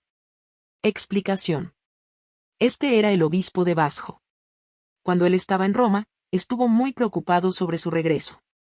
Se oía en su espíritu: dile al obispo que su retraso es más útil que su prisa. Aquellos en su compañía que han ido delante de él le seguirán. Es por esto que cuando regrese a su país, encontrará que mis palabras son ciertas. Esta es la manera en que todo sucedió. A su regreso, encontró al rey capturado y el reino entero en protesta. Aquellos en su compañía que habían ido delante de él fueron detenidos en el camino por largo tiempo y llegaron después que él. Has de saber también que la dama que está en compañía del obispo retornará segura, pero no morirá en su país natal. Y por eso resultó que, por segunda vez ella fue a Roma, y murió y fue enterrada allí. Sobre el mismo obispo. Cuando Lady Brígida bajó del monte Gargano a la ciudad de Mafredonia en el reino de Sicilia, el mismo obispo estaba en su compañía. En la montaña sucedió que él tuvo una caída tan mala de su caballo que se rompió 2 costillas. Cuando la dama estaba a punto de salir hacia San Nicolás de Bari por la mañana, él la llamó así diciendo: Señora, es tan difícil para mí quedarme aquí sin ti. Es también una carga que seas retrasada por causa mía, especialmente dados los asaltos que acontecen. Te pido, dijo, por el amor a Jesucristo, que reces a Dios por mí y toques con tu mano mi costado dolorido. Confío en que mi dolor será aminorado a través del toque de tus manos. Con lágrimas en los ojos, ella respondió con compasión: Señor, no me considero nada, porque soy una gran pecadora a la vista de Dios. Pero recémosle todos a Dios y Él responderá a tu fe. Ellos oraron, y cuando ella se levantó tocó el costado del obispo, diciendo: que el Señor Jesucristo te cure. Inmediatamente el dolor desapareció. Y el obispo se levantó y la siguió todo el camino de vuelta a Roma. Palabras de la madre a la hija en las que las palabras y obras de Cristo son explicadas y maravillosamente descritas como un tesoro, su divina naturaleza como un castillo, el pecado como barrotes, las virtudes como muros, y la belleza del mundo y el deleite de la amistad como 2 fosos, y sobre cómo debe comportarse un obispo con respecto al cuidado de las almas. Capítulo 13. La madre habla a la novia de su hijo, diciendo: este obispo me reza en su amor, y, por esa razón, él debería hacer lo que más me agrada. Hay un tesoro del cual tengo conocimiento, que quien quiera que lo posee nunca será pobre, quien quiera que lo vea nunca conocerá aflicción y muerte, y quien quiera que lo desee alegremente recibirá cualquier cosa que desee. El tesoro está guardado en un fuerte castillo tras 4 barrotes. Fuera del castillo se alzan altos muros grandes y anchos. Más allá de los muros hay 2 amplios y profundos fosos. Y por eso pido al obispo que salte sobre los 2 fosos de un solo salto, y escale los muros de un solo brinco, y rompa los barrotes con un solo golpe, y entonces me traiga lo que más me agrada. Yo te diré ahora el significado de todo esto. Cuando tú usas la palabra tesoro, te refieres a algo que es raramente usado o cambiado de sitio. En este caso, el tesoro son las preciosas palabras de mi muy amado Hijo y las obras que él hizo durante y antes de su pasión, junto a los milagros que llevó a cabo cuando la palabra se hizo carne en mi cuerpo y que continúa haciendo cuando, con una palabra de Dios, el pan sobre el altar se convierte a diario en esa misma carne. Todas estas cosas son un precioso tesoro que se ha desatendido y olvidado tanto que pocas personas hay que lo recuerdan o extraen algún provecho de él. Sin embargo, el glorioso cuerpo de Dios mi Hijo va a encontrarse en un castillo fortificado, esto es, en la fortaleza de su divina naturaleza. Así como un castillo es una defensa contra los enemigos, igualmente la fortaleza de la naturaleza divina de mi Hijo es una defensa para el cuerpo contra su naturaleza humana, por eso ningún enemigo puede dañarle. Los 4 barrotes son 4 pecados que excluyen a muchas personas de la participación en el cuerpo de Cristo y de la bondad de la fortaleza del cuerpo de Cristo. El primer pecado es el orgullo junto con el deseo de honores mundanos. El segundo es el deseo de posesiones mundanas. El tercero es la repulsiva lujuria que llena el cuerpo desmedidamente, y su satisfacción totalmente repulsiva. El cuarto es la ira y envidia y la negligencia sobre la propia salvación. Muchas personas sienten un amor excesivo hacia estos 4 pecados y habitualmente los poseen, lo que los aleja mucho de Dios. Ellos ven y reciben el cuerpo de Dios, pero sus almas están tan lejos de Dios como los ladrones lo están cuando el camino hacia lo que quieren robar está bloqueado por fuertes barrotes. Es por esto que dije que él debe romper los barrotes con un solo soplido. El soplido simboliza el celo por las almas con el cual un obispo debe destrozar a los pecadores a través de actos de justicia hechos por el amor de Dios, en vistas a que, una vez que los barrotes del vicio hayan sido quebrados, el pecador pueda alcanzar el precioso tesoro. Aunque él no pueda aniquilar a cada pecador, debe hacer lo que pueda y lo que debe hacer, especialmente por aquellos que están bajo su cuidado, sin exceptuar grandes ni pequeños, vecino ni pariente, amigo ni enemigo. Esto es lo que hizo Santo Tomás de Inglaterra. Él sufrió mucho en honor a la justicia y se encontró con una amarga muerte al final, y todo porque no se abstuvo de sacudir cuerpos con la justicia de la Iglesia para que las almas pudieran soportar menos sufrimiento. Este obispo debe imitar el modo de vida de Tomás, para que todo el que le oiga pueda entender que él odia sus propios pecados así como los de las otras personas. El golpe del celo divino será entonces escuchado por todos los cielos ante Dios y sus ángeles. Muchas personas serán entonces convertidas y enmendarán sus caminos, diciendo, Él no nos odia a nosotros sino a nuestros pecados. Ellos dirán, arrepintámonos y nos convertiremos en amigos tanto de Dios como del obispo. Los 3 muros que rodean el castillo son 3 virtudes. La primera virtud es abandonar los placeres carnales y cumplir la voluntad de Dios. La segunda es preferir sufrir reproches y maldiciones en honor de la verdad y de la justicia antes que obtener honores y posesiones mundanos mediante el disimulo de la verdad. La tercera es estar listo para renunciar tanto a la vida como a las posesiones en honor de la salvación de cualquier cristiano. Sin embargo, mira lo que la gente hace hoy en día. Ellos creen que estos muros son demasiado altos para ser escalados de alguna manera. Del mismo modo, ni sus corazones ni sus almas se aproximan al glorioso cuerpo con constancia alguna, porque están lejos de Dios. Por esto le dije a mi amigo que escalase los muros de un solo salto. Un salto es a lo que tú te refieres cuando los pies se mantienen separados para que el cuerpo se mueva rápidamente. Un salto espiritual es similar, ya que cuando el cuerpo está en la tierra y el amor del corazón está en el cielo, entonces tú trepas los 3 muros rápidamente. Cuando un hombre medita sobre las cosas del cielo, está listo para dejar su propia voluntad, sufrir rechazo y persecución en honor de la justicia, y morir gustosamente por la gloria de Dios. Los 2 fosos afuera del muro representan la belleza del mundo y la compañía y disfrute de los amigos mundanos.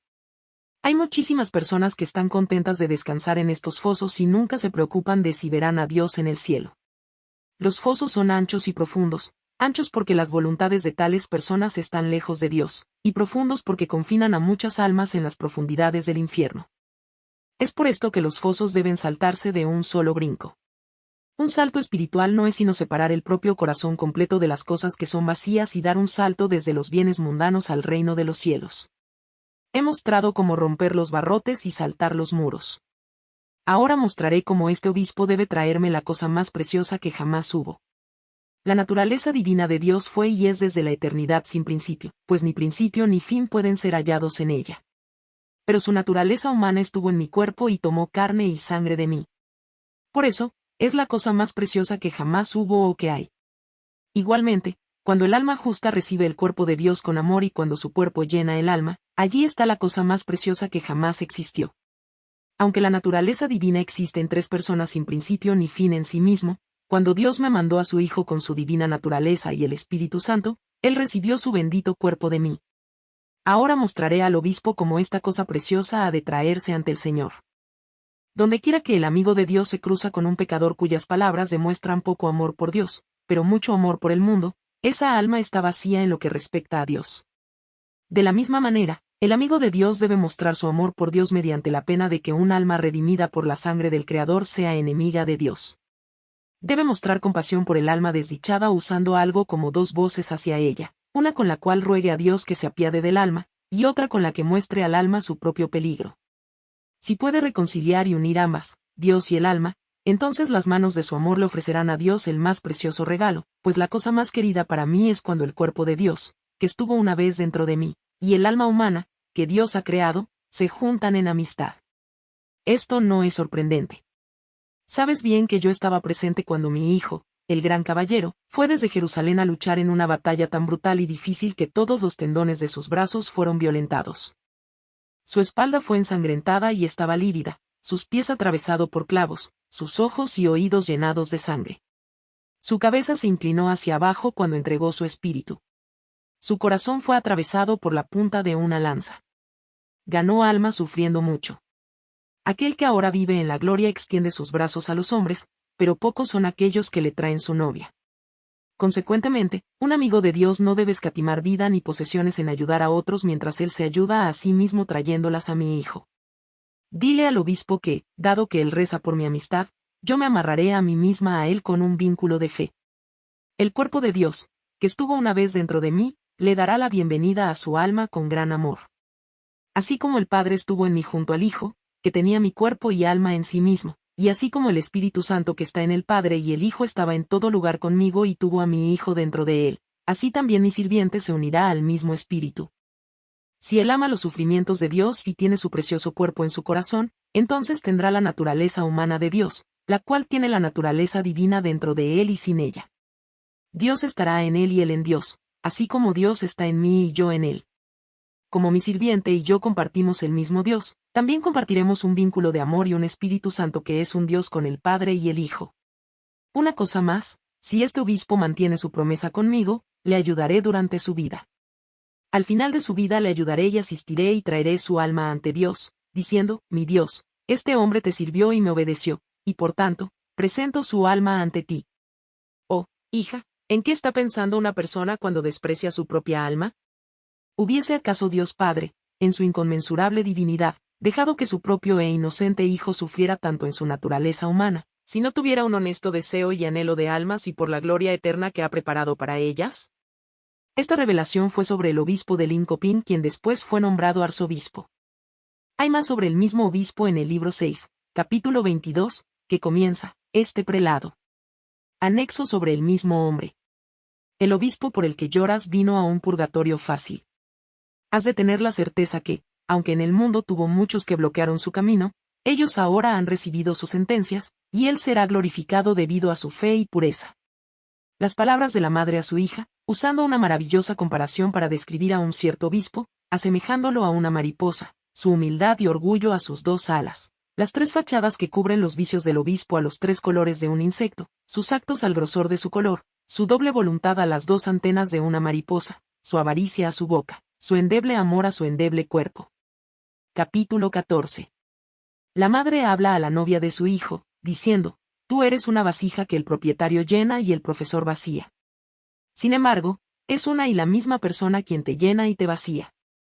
Una persona que puede verter vino y leche y agua juntos en una vasija, sería llamado un profesor experto si pudiera separar cada uno de estos líquidos mezclados y restaurar cada uno a su propia naturaleza original.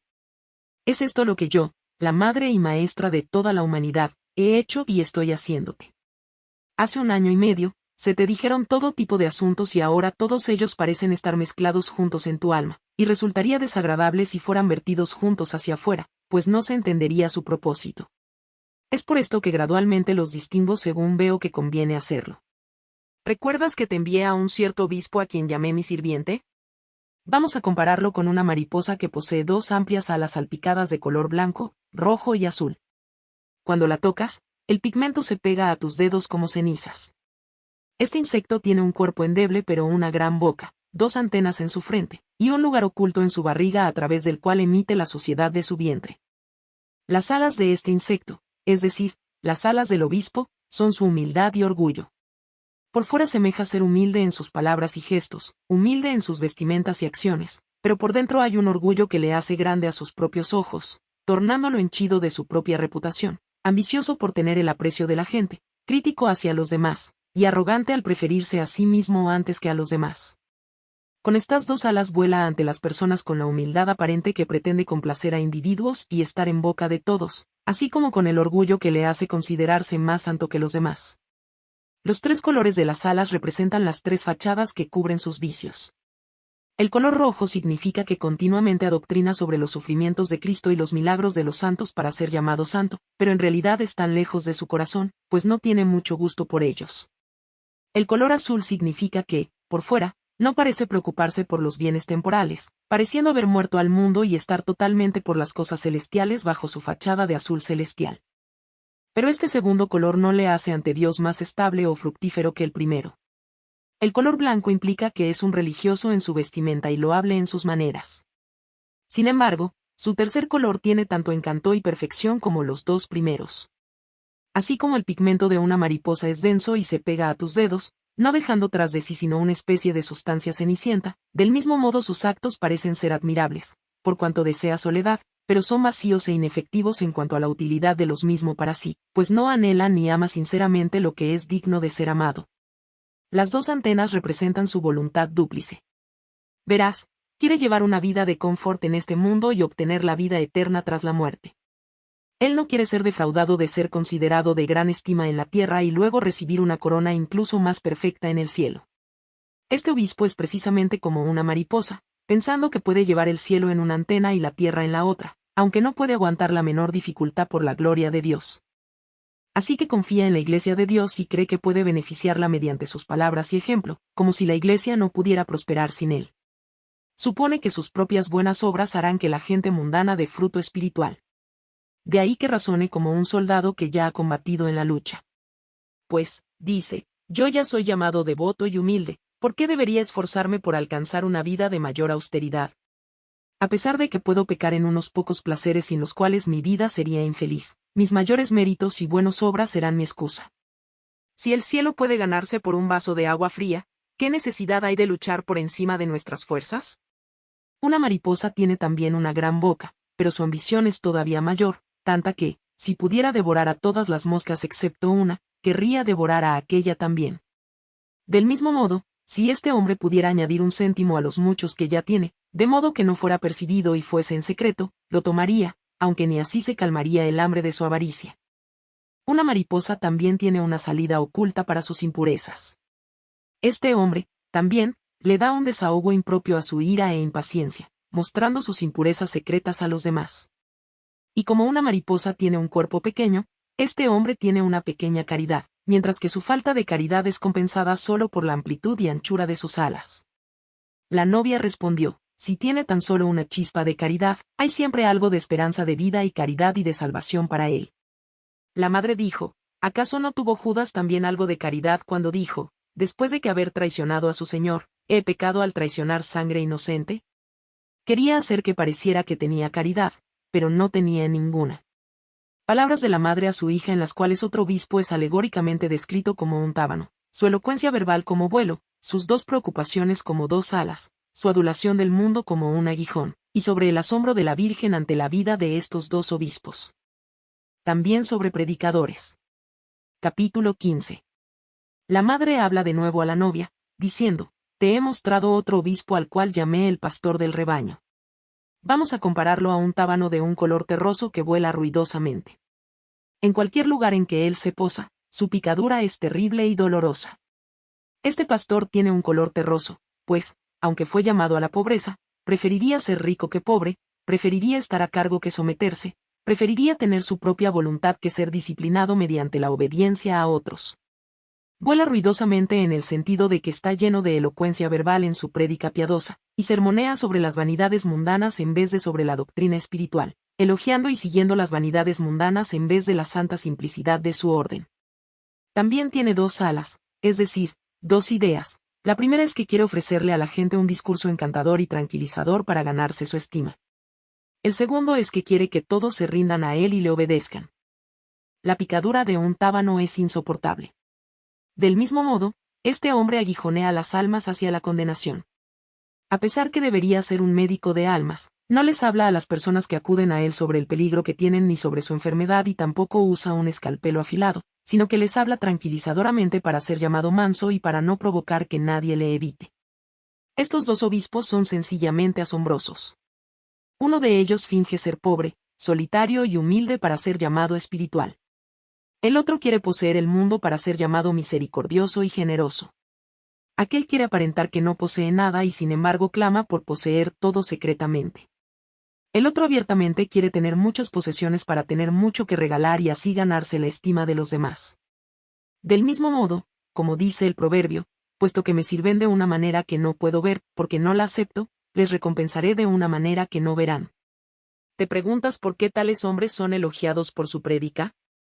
Te lo diré, a veces un mal hombre habla a buenas personas y el buen espíritu de Dios es vertido en ellos, no a causa de la bondad del Maestro sino a través de las palabras del Maestro en las cuales se encuentra el buen espíritu de Dios para el bien de los que escuchan. A veces un buen hombre habla a gente mala que está volviéndose buena de tanto oírlo, por el buen espíritu de Dios como por la bondad del Maestro. A veces un hombre frío habla a gente fría de tal manera que esos fríos oyentes recuentan lo que han oído, a gente ferviente que no ha estado allí, volviendo a sus oyentes más fervientes. Así que, no te preocupes por la clase de gente a la que eres enviado. Maravilloso es Dios que pisotea con huellas doradas y coloca barro entre los rayos del sol. La explicación del hijo a la novia de que la condenación de las almas no agrada a Dios, también, sobre las sorprendentes preguntas de un obispo más joven a un obispo mayor, y sobre las respuestas del obispo mayor al joven. Capítulo 16. El hijo habla a la novia, diciendo, ¿por qué piensas que se te muestran estos dos hombres? ¿Es porque Dios disfruta censurarlos y condenarlos? Desde luego que no. No, esto se hace con objeto de revelar mejor la paciencia y la gloria de Dios y también para que aquellos que lo oigan puedan temer el juicio de Dios. Pero ahora, ven y escucha una conversación sorprendente. Mira allí, el obispo más joven le ha hecho una pregunta al mayor, diciendo, hermano, oye y respóndeme. Cuando ya habías sido vinculado al yugo de la obediencia, ¿por qué lo abandonaste? Cuando ya habías elegido la pobreza y el estado religioso, ¿por qué los abandonaste? Cuando ya habías asumido el estado religioso y te habías declarado muerto al mundo, ¿por qué buscaste el episcopado? El hombre más viejo respondió, la obediencia que me enseñó a ser un inferior era una carga para mí. Es por esto que preferí mi libertad. El yugo que Dios dice que es agradable era amargo para mí. Es por esto que busqué y escogí el confort corporal. Mi humildad era fingida. Es por esto que anhelé honores. Y, puesto que es mejor empujar que alar, en consecuencia deseé el episcopado. El hombre más joven preguntó de nuevo, ¿por qué no honraste tu sede episcopal dándole honor del mundo? ¿Por qué no adquiriste riquezas mediante la sabiduría del mundo? ¿Por qué no gastaste tus posesiones de acuerdo a las demandas del honor mundano? ¿Por qué te humillaste a ti mismo exteriormente en vez de actuar de acuerdo a la ambición del mundo? El hombre más viejo respondió, la razón por la que no esparcí honores mundanos sobre mi sede fue que estaba esperando ser honrado mucho más al aparentar ser humilde y espiritual antes que preocupado por las cosas del mundo. Por eso, con objeto de ser elogiado por la gente mundana, hice exhibición de que tenía todo en desprecio, parecí humilde y devoto para ser tenido en estima por los hombres espirituales. La razón por la cual no adquirí riquezas mediante sabiduría mundana fue para que los hombres espirituales no lo notaran y me despreciaran a causa de mi seglaridad. La razón por la que no fui generoso en dar regalos fue que preferí tener pocos compañeros en vez de muchos para mi propia paz y calma. Preferí tener mi arca llena de dinero que repartir regalos. De nuevo el hombre más joven preguntó, dime, ¿por qué diste una bebida agradable y dulce en una vasija sucia a un asno? ¿Por qué diste al obispo las farfollas de maíz del chiquero? ¿Por qué arrojaste tu corona bajo tus pies? ¿Por qué escupiste el trigo pero masticaste hierbajos? ¿Por qué liberaste a otros de sus cadenas pero te ataste a ti mismo con grilletes? ¿Por qué aplicaste medicinas a las heridas de otros y veneno a las tuyas? El hombre más viejo respondió, di a mi asno una dulce bebida de una vasija asquerosa y sucia en el sentido de que, a pesar de ser erudito, preferí administrar los divinos sacramentos del altar por el bien de mi reputación mundana en vez de dedicarme a quehaceres diarios. Dado que mis secretos eran desconocidos a los hombres pero conocidos por Dios, crecí mucho en presunción y de esa manera añadí gravedad a la severa justicia de mi terrible condenación. A la segunda pregunta, Respondo que di al obispo las farfollas de maíz del chiquero en el sentido de que seguí las incitaciones de la naturaleza por autoindulgencia y no permanecí firme en autocontención. En cuanto a la tercera pregunta, tiré mi corona episcopal bajo los pies en el sentido de que preferí realizar actos de misericordia por el bien del favor humano en vez de actos de justicia para la gloria y el amor de Dios.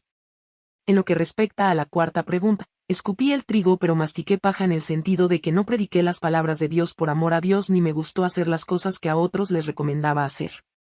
En cuanto a la quinta pregunta, liberé a otros pero me até a mí mismo en el sentido de que absolví a las personas que venían a mí con contrición, pero a mí me gustaba hacer las cosas que ellos lamentaban mediante su penitencia y rechazaban a través de sus lágrimas. En cuanto a la sexta pregunta, ungí a otros con ungüento curativo pero a mí mismo con veneno en el sentido de que mientras predicaba sobre la pureza de vida e hice mejores a los demás, me hice a mí mismo peor. Establecí códigos de disciplina para los demás pero yo mismo estaba poco deseoso de levantar un dedo para hacer aquellas mismas cosas. Donde veía a otros progresando, aquí es donde yo fallaba y menguaba, pues prefería añadir una carga a mis ya cometidos pecados que aligerar mi carga de pecados haciendo reparación. Después de esto una voz se oyó, diciendo, da gracias a Dios de que tú no estás entre esas vasijas venenosas, que, cuando se rompen, vuelven al mismo veneno. Inmediatamente, se anunció la muerte de uno de los dos. Las palabras de la Virgen a su hija elogiando la vida y orden de Santo Domingo, y sobre cómo éste se volvió a ella en la hora de su muerte, y sobre cómo en los tiempos modernos pocos de sus frailes viven por el signo de la pasión de Cristo que les dio Domingo ellos, en vez, muchos de ellos viven por la marca de incisión que les dio el demonio. Capítulo 17. De nuevo la madre habla a la novia, diciendo, ayer te hablé sobre dos hombres que pertenecían a los códigos de disciplina de Santo Domingo. Domingo mantuvo a mi hijo como su amadísimo señor y me amó a mí, su madre, más que a su propio corazón. Mi hijo le dio a este santo hombre el inspirado pensamiento de que hay tres cosas en el mundo que desagradan a mi hijo: orgullo, avaricia y deseo carnal. Por sus suspiros y súplicas, Santo Domingo procuró ayuda y medicina para combatir a estas tres maldades. Dios tuvo compasión de sus lágrimas y le inspiró que estableciese un código de disciplina codificado de vida en el cual el santo hombre opuso tres virtudes a las tres maldades del mundo. Contra el vicio de la avaricia él estableció que uno no debe poseer nada sin el permiso de su superior. Contra el orgullo prescribió vestir un hábito humilde y simple. Contra la voracidad sin fondo de la carne, prescribió abstinencia y tiempo para practicar la autodisciplina. Colocó a un superior sobre sus frailes para preservar la paz y proteger la unidad. En su deseo de dar a sus frailes un signo espiritual, simbólicamente imprimió una cruz roja en sus brazos izquierdos cerca del corazón, quiero decir a través de sus enseñanzas y fructífero ejemplo, cuando les enseñaba y advertía continuamente que recordasen el sufrimiento de Dios, que predicasen la palabra de Dios más fervientemente, no por el bien del mundo sino por amor a Dios y a las almas. También les enseñó a someterse en vez de gobernar, a odiar su propia voluntad, a soportar insultos pacientemente, a no querer nada más allá de comida y ropa, a amar la verdad en sus corazones y a proclamarla con sus labios, no para buscar su propio elogio sino para tener la palabra de Dios en sus labios y enseñarla siempre, sin omitirla por vergüenza o pronunciarla para ganar el favor humano. Cuando llegó la hora de su redención, que mi hijo le había revelado en espíritu, vino con lágrimas a mí, su madre, diciendo, oh María, Reina del cielo, a quien Dios predestinó para sí para unir sus naturalezas divina y humana, solo tú eres esa Virgen y solo tú eres la madre más digna. Eres la más poderosa de las mujeres de quien salió el poder mismo. Óyeme cuando te ruego. Sé que eres la más poderosa y por eso oso venir ante ti. Toma a mis frailes, a quienes he criado y cultivado bajo la austeridad de mi escapulario, y protégelos bajo tu amplio manto. Rígelos y cuídalos de nuevo, para que el viejo enemigo no pueda prevalecer contra ellos y no pueda arruinar la nueva viña plantada por la mano derecha de tu hijo. Mi señora, por mi escapulario con sus piezas una delante y otra atrás, no me estoy refiriendo a otra cosa sino a la doble preocupación que he mostrado por mis frailes. Estaba ansioso noche y día por ellos y sobre cómo deberían servir a Dios practicando la templanza de un modo razonable y digno de elogio. Recé por ellos para que no deseasen cosas mundanas que pudieran ofender a Dios o que pudieran ennegrecer su reputación de humildad y piedad entre sus compañeros. Ahora que el tiempo de mi recompensa ha llegado, a ti te confío mis miembros. Enséñales como a niños mientras los llevas como su madre. Con estas y otras palabras, Domingo fue llamado a la gloria de Dios. Le respondí como sigue, usando lenguaje figurado, oh Domingo, mi querido amigo, puesto que me amas más que a ti mismo, protegeré a tus hijos bajo mi manto y los regiré, y todos aquellos que perseveren en tu modelo de conducta serán salvados. Mi manto es amplio en misericordia y no niego misericordia a ninguno que alegremente la pida. Todos aquellos que la buscan encuentran protección en el seno de mi misericordia. Pero, hija mía, ¿en qué piensas que consiste el código de disciplina de domingo? Seguramente, consiste en humildad, continencia y desprecio por el mundo. Todos aquellos que hacen un compromiso con estas tres virtudes y perseveran amorosamente en ellas nunca serán condenados. Ellos son los que mantienen el código de disciplina de Santo Domingo.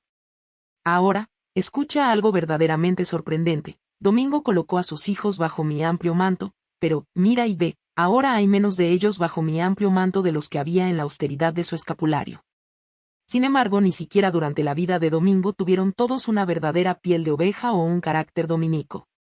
Puedo ilustrarte mejor sobre su carácter por medio de una parábola. Si Domingo descendiera de las alturas del cielo donde vive y dijera al ladrón, que estaba regresando del valle y había estado cuidando del rebaño con vistas a sacrificarlo y destruirlo, él diría: ¿por qué estás llamando y alejando el rebaño que sé que es mío por signos evidentes? El ladrón podría responder: ¿por qué, Domingo, te apropias de lo que no es tuyo? Es hurto escandaloso usurpar la propiedad de otro para uno mismo. Si Domingo intentara responderle que él los había criado y amestrado y guiado y enseñado, el ladrón diría: tú puedes haberlos criado y enseñado, pero yo los he conducido de vuelta a su propia libre voluntad por gentil persuasión. Puedes haber mezclado indulgencia con austeridad para ellos, pero yo los tenté más persuasivamente y les mostré cosas mejores a sus gustos, y, ve, más de ellos están corriendo a mi pasto a mi llamada. Así es como sé que el rebaño deseoso de seguirme es mío, dado que son libres para elegir el que les atrae más.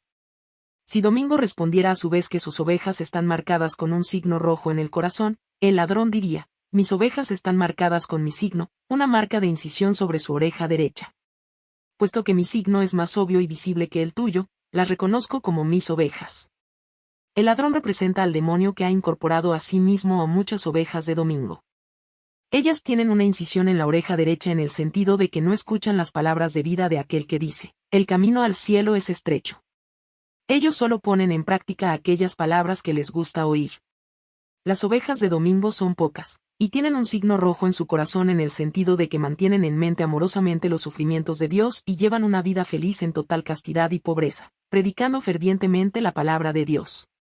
Pues este es el código de disciplina de Domingo tal como la gente comúnmente le expresa: ser capaz de cargar todo lo que posees en tu espalda, no querer poseer nada más que lo que permite el código de disciplina, dejar no solo las cosas superfluas sino incluso, a veces, abstenerse de las cosas lícitas y necesarias debido a los impulsos de la carne. Las palabras de la madre a su hija sobre cómo los frailes escucharían ahora y de hecho escuchan más ágilmente la voz del diablo que aquella de su padre Domingo, sobre cómo ahora pocos de ellos siguen sus huellas. Sobre aquellos que, persiguiendo el episcopado por el bien mundano y por su propio confort y libertad, no pertenecen al código de disciplina de Santo Domingo, sobre la terrible condenación de tales hombres, y sobre la condenación experimentada por uno de esos episcopados. Capítulo 18. La madre habla a la novia, diciendo: te dije que todos aquellos que pertenecen al código de disciplina de Domingo están bajo mi manto. Ahora vas a oír precisamente cuántos son. Si Domingo descendiera del lugar de deleites donde goza de verdadera felicidad y gritara como sigue: mis queridos hermanos, vosotros, mis seguidores, hay 4 cosas buenas reservadas para vosotros: honor en retribución a la humildad, riquezas infinitas en retribución a la pobreza, satisfacción sin hastío en retribución a la continencia, vida eterna en retribución al desprecio por el mundo. A duras penas le escucharían. Por el contrario, si el diablo de repente apareciera desde su agujero y proclamase 4 cosas diferentes, y dijera: Domingo os prometió 4 cosas. Mirad aquí, yo tengo en mi mano lo que queréis. Ofrezco honores, tengo riqueza en mi mano, aquí hay gratificación instantánea, el mundo será delicioso de disfrutar. Tomad lo que os ofrezco, entonces. Usad estas cosas que son seguras. Llevad una vida de alegría de manera que después de la muerte podáis regocijaros juntos. Si estas 2 voces sonaran en el mundo, más personas correrían a la voz del ladrón y del demonio que a la voz de Domingo, mi gran y buen amigo. ¿Qué diré de los frailes de Domingo? Aquellos que están en su código de disciplina son en verdad pocos, menos aún que aquellos que siguen sus huellas imitándole. Porque no todos escuchan la voz única, porque no todos son de una y la misma manera, No en el sentido de que no todos vienen de Dios o que no todos pueden ser salvados, si quieren, sino en el sentido de que no todos escuchan la voz del Hijo de Dios diciendo, venid a mí y os refrescaré, dándome a mí mismo a vosotros. Pero, ¿qué diré de aquellos frailes que persiguen el episcopado por razones mundanas? ¿Pertenecen ellos realmente al código de disciplina de domingo? Ciertamente no. ¿O están aquellos que aceptan el episcopado por una buena razón excluidos del código de disciplina de domingo? Desde luego que no. El bendito Agustín vivió según el código de disciplina antes de convertirse en obispo, pero cuando fue obispo no abandonó su código de disciplina de vida, aunque alcanzó los más altos honores. Pues aceptó el honor con renuencia, y ello no le trajo más comodidad sino más trabajo, porque cuando vio que podía hacerle bien a las almas, alegremente abandonó sus propios deseos y comodidad física en honor de Dios con el fin de ganar más almas para Dios. De acuerdo con esto, aquellos hombres que aspiran y aceptan el episcopado para ser de mayor beneficio a las almas, sí que pertenecen al código de disciplina de domingo. Su recompensa será doble, tanto a causa de la noble orden que han tenido que dejar y a causa de la carga del oficio episcopal al cual fueron llamados. Juro por ese Dios por quien los profetas juraron, que no juraron su propio juramento en impaciencia sino porque tomaron a Dios como testigo a sus palabras. Del mismo modo, por el mismo Dios declaro y juro que a aquellos frailes que han escarnecido el código de disciplina de domingo vendrá un poderoso cazador con perros feroces. Es como si un sirviente dijera a su señor, han venido a tu jardín muchas ovejas cuya carne está envenenada, cuyas lanas están enmarañadas de mugre, cuya leche es inútil, y que son muy insolentes en sus lujurias. Mándalas ser sacrificadas, para que no haya escasez de pasto para las ovejas provechosas y para que las buenas ovejas no sean confundidas por la insolencia de las malas. El Señor le respondería, cierra las entradas para que solo aquellas ovejas aprobadas por mí puedan entrar, tales ovejas a las que es justo acoger y nutrir, tales son rectas y pacíficas. Te diré que algunas de las entradas serán cerradas al principio, pero no todas ellas.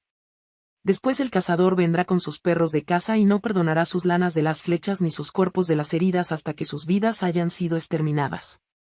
Entonces los guardas vendrán y cuidadosamente inspeccionarán y examinarán la clase de oveja que es admitida al pasto del Señor. La novia dijo en respuesta, mi señora, no se enfade si le hago una pregunta, dado que el Papa relajó la austeridad del código de disciplina para ellos. ¿Deberían ellos ser censurados por comer carne o algo más puesto delante de ellos? La madre respondió, el Papa, tomando en consideración la debilidad e inadecuación de la naturaleza humana, como fue expuesto por algunos, razonablemente les permitió comer carne para que pudieran ser más capaces de trabajar y más fervientes en la prédica, para que no parecieran vagos y laxos. Por esta razón, excusamos al Papa por permitirlo. Entonces la novia dijo, Domingo organizó un hábito hecho ni del mejor ni del peor tejido, sino algo entre los dos. ¿Deberían ser censurados por vestir ropas más finas? La madre respondió, Domingo, quien dictó su código de disciplina inspirado por el espíritu de mi hijo, prescribió que no deberían tener ropa hecha de mejores materiales o más caros, para no ser criticados y señalizados por vestir un hábito fino y caro y volverse orgullosos a causa de ello. Él también estableció que no deberían tener ropa hecha del material más pobre o áspero para no estar demasiado molestos por la aspereza de su ropa cuando descansasen después del trabajo. En lugar de eso, estipuló que tuvieran ropa de una calidad moderada y adecuada con la cual no pudieran volverse orgullosos o sentir vanidad, sino que les mantuviera protegidos del frío y salvaguardase su continuo progreso en una vida de virtud. Por tanto, nosotros elogiamos a Domingo por sus recomendaciones pero reprendemos a aquellos frailes suyos que hacen cambios en sus hábitos en honor de la vanidad en vez de en honor a la utilidad. De nuevo la novia dijo, ¿deberían ser reprendidos aquellos frailes que construyeron altas y suntuosas iglesias para tu hijo? ¿O ellos han de ser censurados y criticados y piden muchas donaciones para construir tales edificios? La madre respondió, cuando una iglesia es suficientemente amplia para abrigar a toda la gente que entra en ella, cuando sus muros son lo suficientemente altos para que la gente que entra en ella no se amontone, cuando sus muros son suficientemente gruesos y fuertes para resistir cualquier viento, cuando su tejado es suficientemente tenso y firme para no permitir goteo, entonces ellos la han construido con suficiencia. Un corazón humilde en una iglesia humilde es más agradable a Dios que altos muros dentro de los cuales hay cuerpos pero los corazones quedan fuera. De acuerdo con esto, ellos no tienen necesidad de llenar sus arcas de oro y plata para los trabajos de construcción, pues no le hizo ningún bien a Salomón haber construido tan suntuosos edificios cuando él se descuidó en amar a Dios, para quien habían sido construidos. Tan pronto como estas cosas habían sido dichas y oídas, el obispo más anciano, que anteriormente se dijo que había muerto, gritó diciendo, ¡Oh! ¡Oh! Oh. Mi mitra ha desaparecido. Lo que estaba escondido bajo ella ahora puede verse. ¿En dónde está ahora el honorable obispo? ¿En dónde está el venerable sacerdote? ¿En dónde está el pobre fraile? Se ha ido el obispo que fue ungido con óleo para su oficio apostólico y su vida de pureza. Ha quedado el esclavo de estiércol manchado de grasa. Se ha ido el sacerdote que estaba consagrado por santas palabras para ser capaz de transformar pan inanimado e inerte en el Dios vivo. Atrás ha quedado el traidor embustero que codiciosamente vendió a aquel que redimió a todos los hombres en su amor. Se ha ido el pobre fraile que renunció al mundo a través de su voto. Ahora yo permanezco condenado por mi orgullo y ostentación. Sin embargo, estoy obligado a decir la verdad, aquel que me condenó es un juez justo. Él habría preferido liberarme a través de una muerte tan amarga como aquella que él sufrió cuando fue colgado en el madero de la cruz y no que yo recibiera tal condenación como ahora experimento. Pero su justicia, que él no puede contravenir, habló contra ello. La respuesta de la novia a Cristo sobre cómo ella es afligida por varios pensamientos inútiles, y sobre cómo no puede librarse de ellos, y la respuesta de Cristo a la novia sobre por qué Dios permite esto, y sobre la utilidad de tales pensamientos y miedos respecto a su recompensa, siempre y cuando ella deteste los pensamientos y tenga un temor prudente de Dios, y sobre cómo no debe restarle importancia al pecado venial no sea que éste lleve al pecado mortal. Capítulo 19. El hijo habla a la novia, ¿sobre qué estás preocupada y ansiosa? Ella respondió, estoy afligida por varios pensamientos inútiles de los que no puedo librarme, y oír acerca de tu terrible juicio me inquieta. El hijo respondió, esto es verdaderamente justo. Antes encontrabas placer en deseos mundanos contra mi voluntad, pero ahora se permite que diferentes pensamientos vengan a ti contra tu voluntad, pero ten un prudente temor de Dios, y pon gran confianza en mí, tu Dios, sabiendo con seguridad que cuando tu mente no siente placer en pensamientos pecadores sino que lucha contra ellos porque los detesta, entonces se convierten en una purga y una corona para el alma.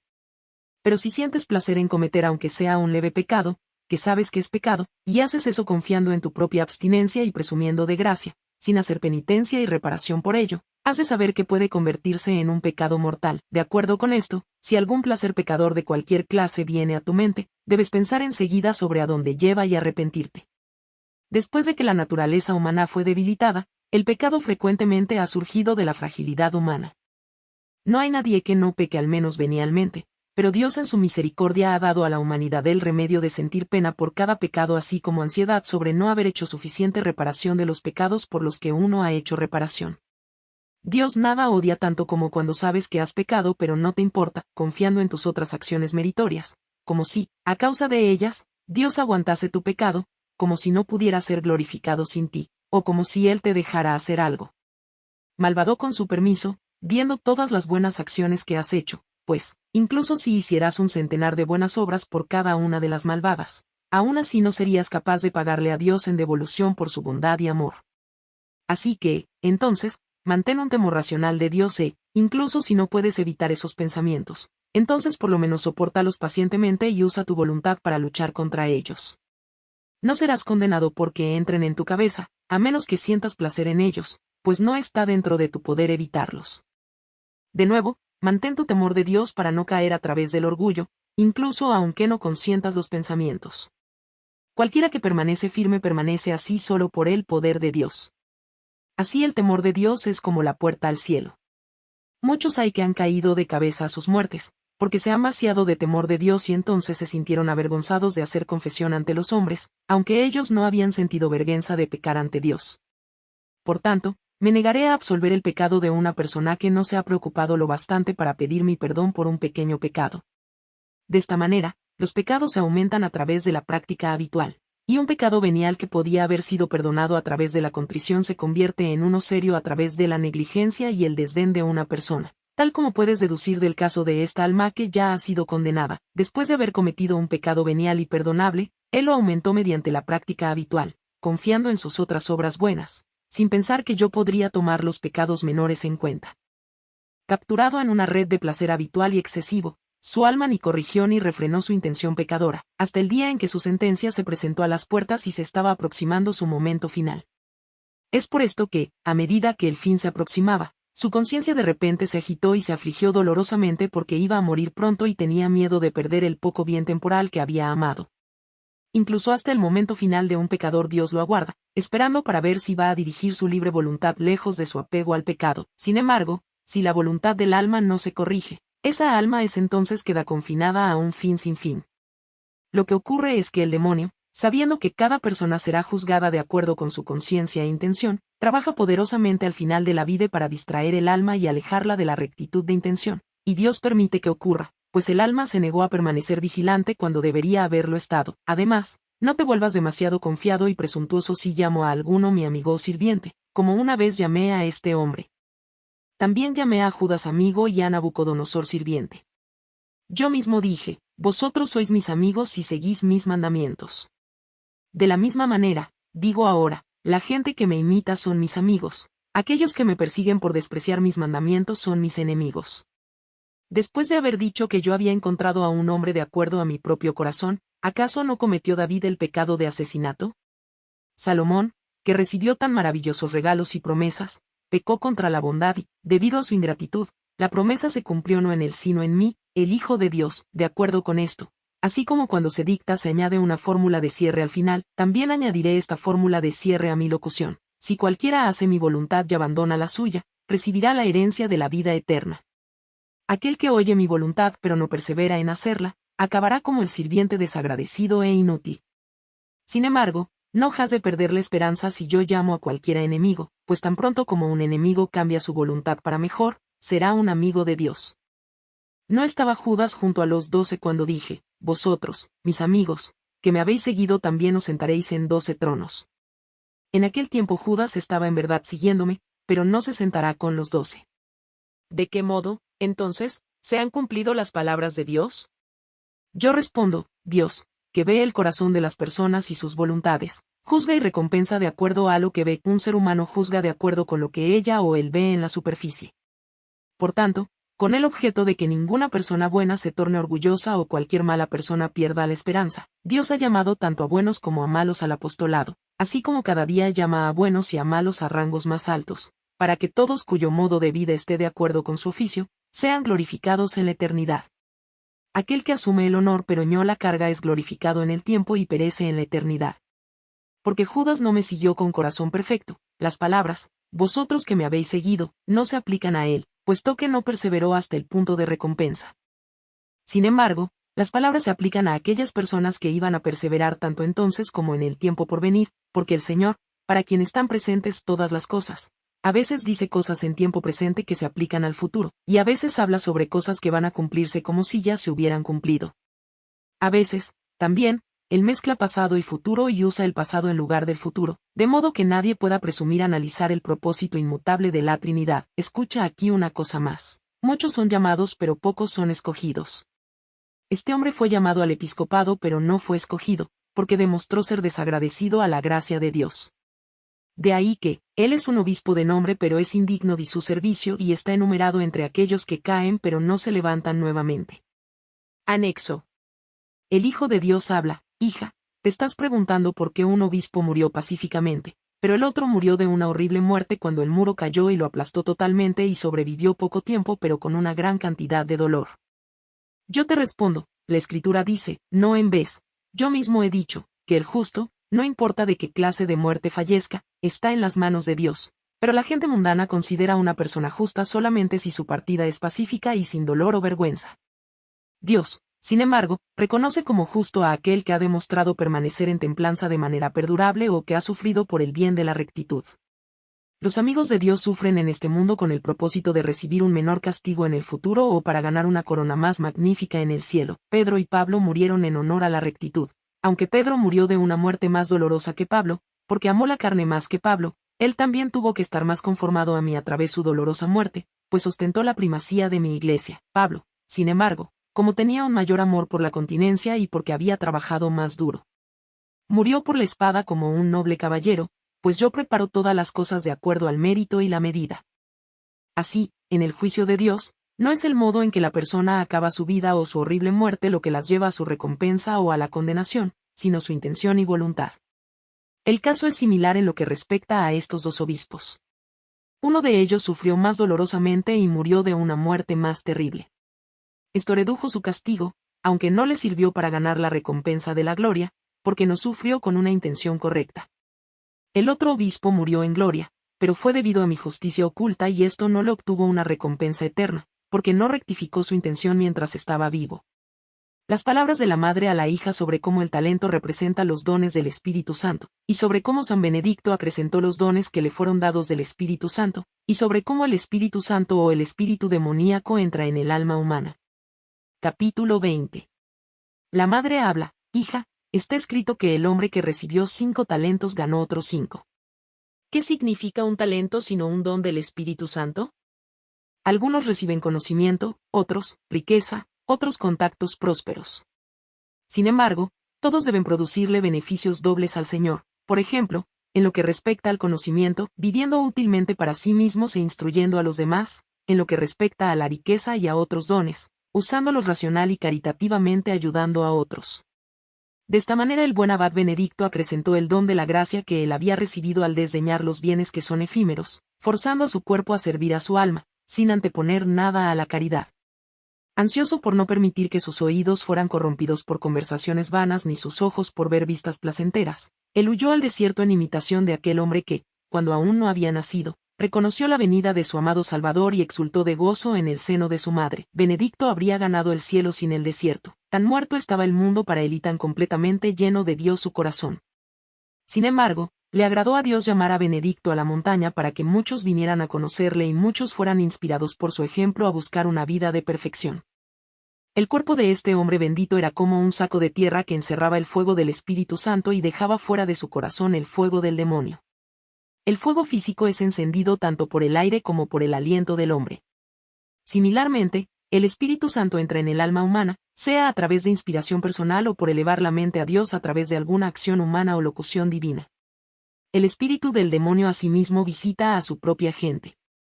Sin embargo, los dos espíritus difieren inconmensurablemente, porque el Espíritu Santo hace al alma fervorosa en su búsqueda de Dios pero no provoca ardor en su cuerpo. Hace resplandecer su luz en pureza y modestia pero no oscurece la mente con el mal.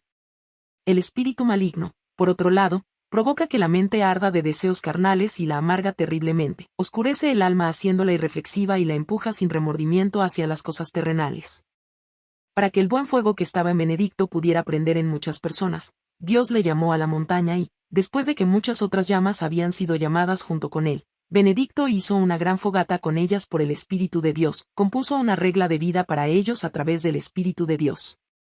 A través de esta regla muchas personas han alcanzado la misma perfección que él.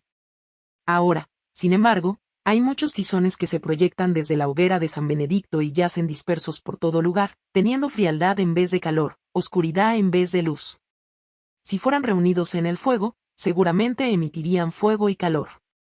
Las palabras de la madre a la hija, mostrando la grandeza y perfección de la vida de San Benedicto mediante una comparación. También, el alma que alberga fruto mundano es representada como un árbol estéril, el orgullo de la mente como un pedernal, y el alma fría como cristal, y sobre 3 chispas notables emanan de estas 3 cosas, es decir, del cristal, el pedernal y el árbol. Capítulo 21. La madre habla: te dije anteriormente que el cuerpo del bendito Benedicto fue como un saco que fue disciplinado y gobernado pero no gobernó. Su alma fue como un ángel emanando mucho calor y llamas. Te mostraré esto por medio de una comparación. Es como si hubiera 3 fuegos. El primero de ellos fue encendido con mirra y produjo un dulce olor. El segundo fue encendido con leña seca. Produjo brasas calientes y una llamarada espléndida. El tercero fue encendido con aceite de oliva. Produjo llamas, luz y calor. Estos 3 fuegos se refieren a 3 personas, y las 3 personas se refieren a 3 estados en el mundo. El primero fue el estado de aquellos que reflexionaron sobre el amor de Dios y rindieron sus voluntades en manos de otros. Ellos aceptaron la pobreza y la humildad en lugar del orgullo y la vanidad del mundo, y amaron la continencia y la pureza en lugar de la desmesura. Suyo fue el fuego de mirra, pues, así como la mirra es acre pero mantiene a los demonios alejados y aplaca la sed, así también su abstinencia fue acre para el cuerpo pero aplacó sus deseos excesivos y vació todo el poder de los demonios. El segundo estado fue el de aquellos que tenían el siguiente pensamiento: ¿por qué amamos los honores mundanos? No son nada sino aire que roza nuestras orejas. ¿Por qué amamos el oro? No es nada sino suciedad amarilla. ¿Cuál es el fin del cuerpo sino putrefacción y cenizas? como nos ayuda a desear bienes mundanos, todas las cosas son vanidad. Por tanto, viviremos y trabajaremos por un solo propósito, que Dios sea glorificado en nosotros y que otros puedan arder por amor a Dios a través de nuestra palabra y ejemplo. El fuego de tales personas fue aquel de madera seca, pues estaban muertos al amor del mundo y todos ellos produjeron brasas ardientes de justicia y la llamarada de la santa evangelización. El tercer estado fue el de aquellos con un ferviente amor por la pasión de Cristo que anhelaron con todo su corazón morir por Cristo. De ellos fue el fuego del aceite de oliva. La oliva contiene aceite que emite un calor abrasador cuando es quemado. De la misma manera, estas personas fueron empapados en el aceite de la gracia divina. Mediante él, produjeron la luz del conocimiento divino, el calor de la caridad ferviente, la fuerza de la recta conducta. Estos tres fuegos se extienden a lo largo y ancho. El primero de ellos fue encendido en ermitaños y religiosos, como describió Jerónimo, quien, inspirado por el Espíritu Santo, encontró que sus vidas fueron maravillosas y ejemplares. El segundo fuego fue encendido en los confesores y doctores de la Iglesia, mientras el tercero lo fue en los mártires que despreciaron su propia carne en honor a Dios, y otros que la habrían despreciado si hubieran obtenido ayuda de Dios. El bendito Benedicto fue enviado a gente que pertenecía a estos tres estados o fuegos. Él fusionó los tres fuegos de tal manera que los imprudentes fueran iluminados, los fríos de corazón fueran inflamados, los fervientes se tornaran aún más fervientes. Así, con estos fuegos comenzó la orden benedictina que guió a cada persona de acuerdo con su disposición y capacidad intelectual a lo largo del camino de la salvación y la felicidad eterna. Desde el saco del bendito Benedicto se esparció la dulzura del Espíritu Santo a través del cual se iniciaron muchos monasterios. Sin embargo, ahora el Espíritu Santo ha dejado el saco de muchos de sus hermanos, porque el calor de su ceniza se ha extinguido y los tizones yacen esparcidos, no emanando ni calor ni luz sino el humo de la impureza y la codicia. Sin embargo, Dios me ha dado 3 chispas para traer consuelo a mucha gente. Las 3 valen por muchas chispas. La primera chispa se obtuvo con un cristal a partir del calor y luz del sol y ya se ha posado sobre la madera seca para que pueda hacerse un gran fuego a partir de él. La segunda chispa se obtuvo con pedernal duro, la tercera chispa provino de un árbol estéril cuyas raíces estaban creciendo y que estaba extendiendo su follaje. El cristal, esa piedra fría y frágil, representa el alma que, aunque puede ser fría en su amor a Dios, todavía busca perfección en su corazón y en su voluntad y ruega por la ayuda de Dios. Su intención la conduce hacia Dios y le consigue un incremento de pruebas que le enfría hacia las tentaciones básicas, hasta que Dios ilumina el corazón y se posa en el alma que ahora está vacía de deseo, de modo que ya no quiere vivir para nada más que para la gloria de Dios. El pedernal representa el orgullo. ¿Qué es más duro que el orgullo intelectual de una persona que quiere ser elogiada por todos, pero anhela ser llamada humilde y parecer devota? ¿Qué es más repugnante que un alma que se coloca por delante de todos los demás en sus pensamientos y no puede soportar ser reprendida ni enseñada por nadie? No obstante, muchas personas orgullosas ruegan humildemente a Dios que el orgullo y la ambición sean retirados de sus corazones. Dios, por eso, con la cooperación de su buena voluntad, presenta adversidades a sus corazones y a veces consuelos que los separan de las cosas mundanas y los espolean hacia las celestiales. El árbol estéril representa al alma que es alimentada con orgullo y forja frutos mundanos y desea poseer el mundo y todos sus privilegios. Sin embargo, a causa de que esta alma tiene miedo a la muerte eterna, arranca muchos de los árboles jóvenes de pecados que de otro modo cometería si no tuviera tal miedo. A causa de su temor, Dios se acerca al alma e inspira su gracia en ella para que el árbol inútil pueda tornarse fructífero. Por medio de tales chispas de fuego, la orden del bendito Benedicto, que ahora parece despreciable y abandonada para mucha gente, se renovada. Las palabras de la madre a su hija sobre un monje que tiene en su pecho un corazón de prostituta, y sobre cómo renegó de Dios a través de su propia voluntad y avaricia y su deserción de la vida angelical. Capítulo 22. La madre nuevamente le habla a la novia: ¿qué ves en este hombre acá que sea digno de culpa? Ella respondió, que casi nunca celebra la misa. La madre le dice a ella: no es por esa razón que ha de ser sentenciado. Existen muchos hombres que, cuidadosos con sus obras, se restringen de celebrar misa pero no por eso me son menos aceptables. ¿Qué más ves en él? Y ella dijo, que no usa el hábito establecido por el bendito Benedicto. La madre respondió: a menudo sucede que se inicia una costumbre y aquellos que saben que es una mala costumbre, pero aún así la siguen, merecen la culpa. Sin embargo, aquellos que no conocen las tradiciones correctas y hasta preferirían un hábito más sencillo, si no hubiese sido por la larga costumbre arraigada, no han de ser condenados tan fácil e irreflexivamente. Escucha, sin embargo, y os diré las 3 razones por las cuales él deberá ser culpado. Primero, porque su corazón, en el cual debería reposar Dios, está en el pecho de las prostitutas.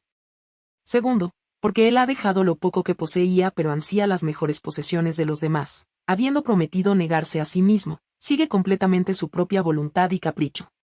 Tercero, porque Dios hizo su alma tan bella como un ángel y, por esa razón, debería estar llevando una vida angélica, pero ahora su alma en vez porta la imagen de ese ángel que rechazó a Dios a través del orgullo.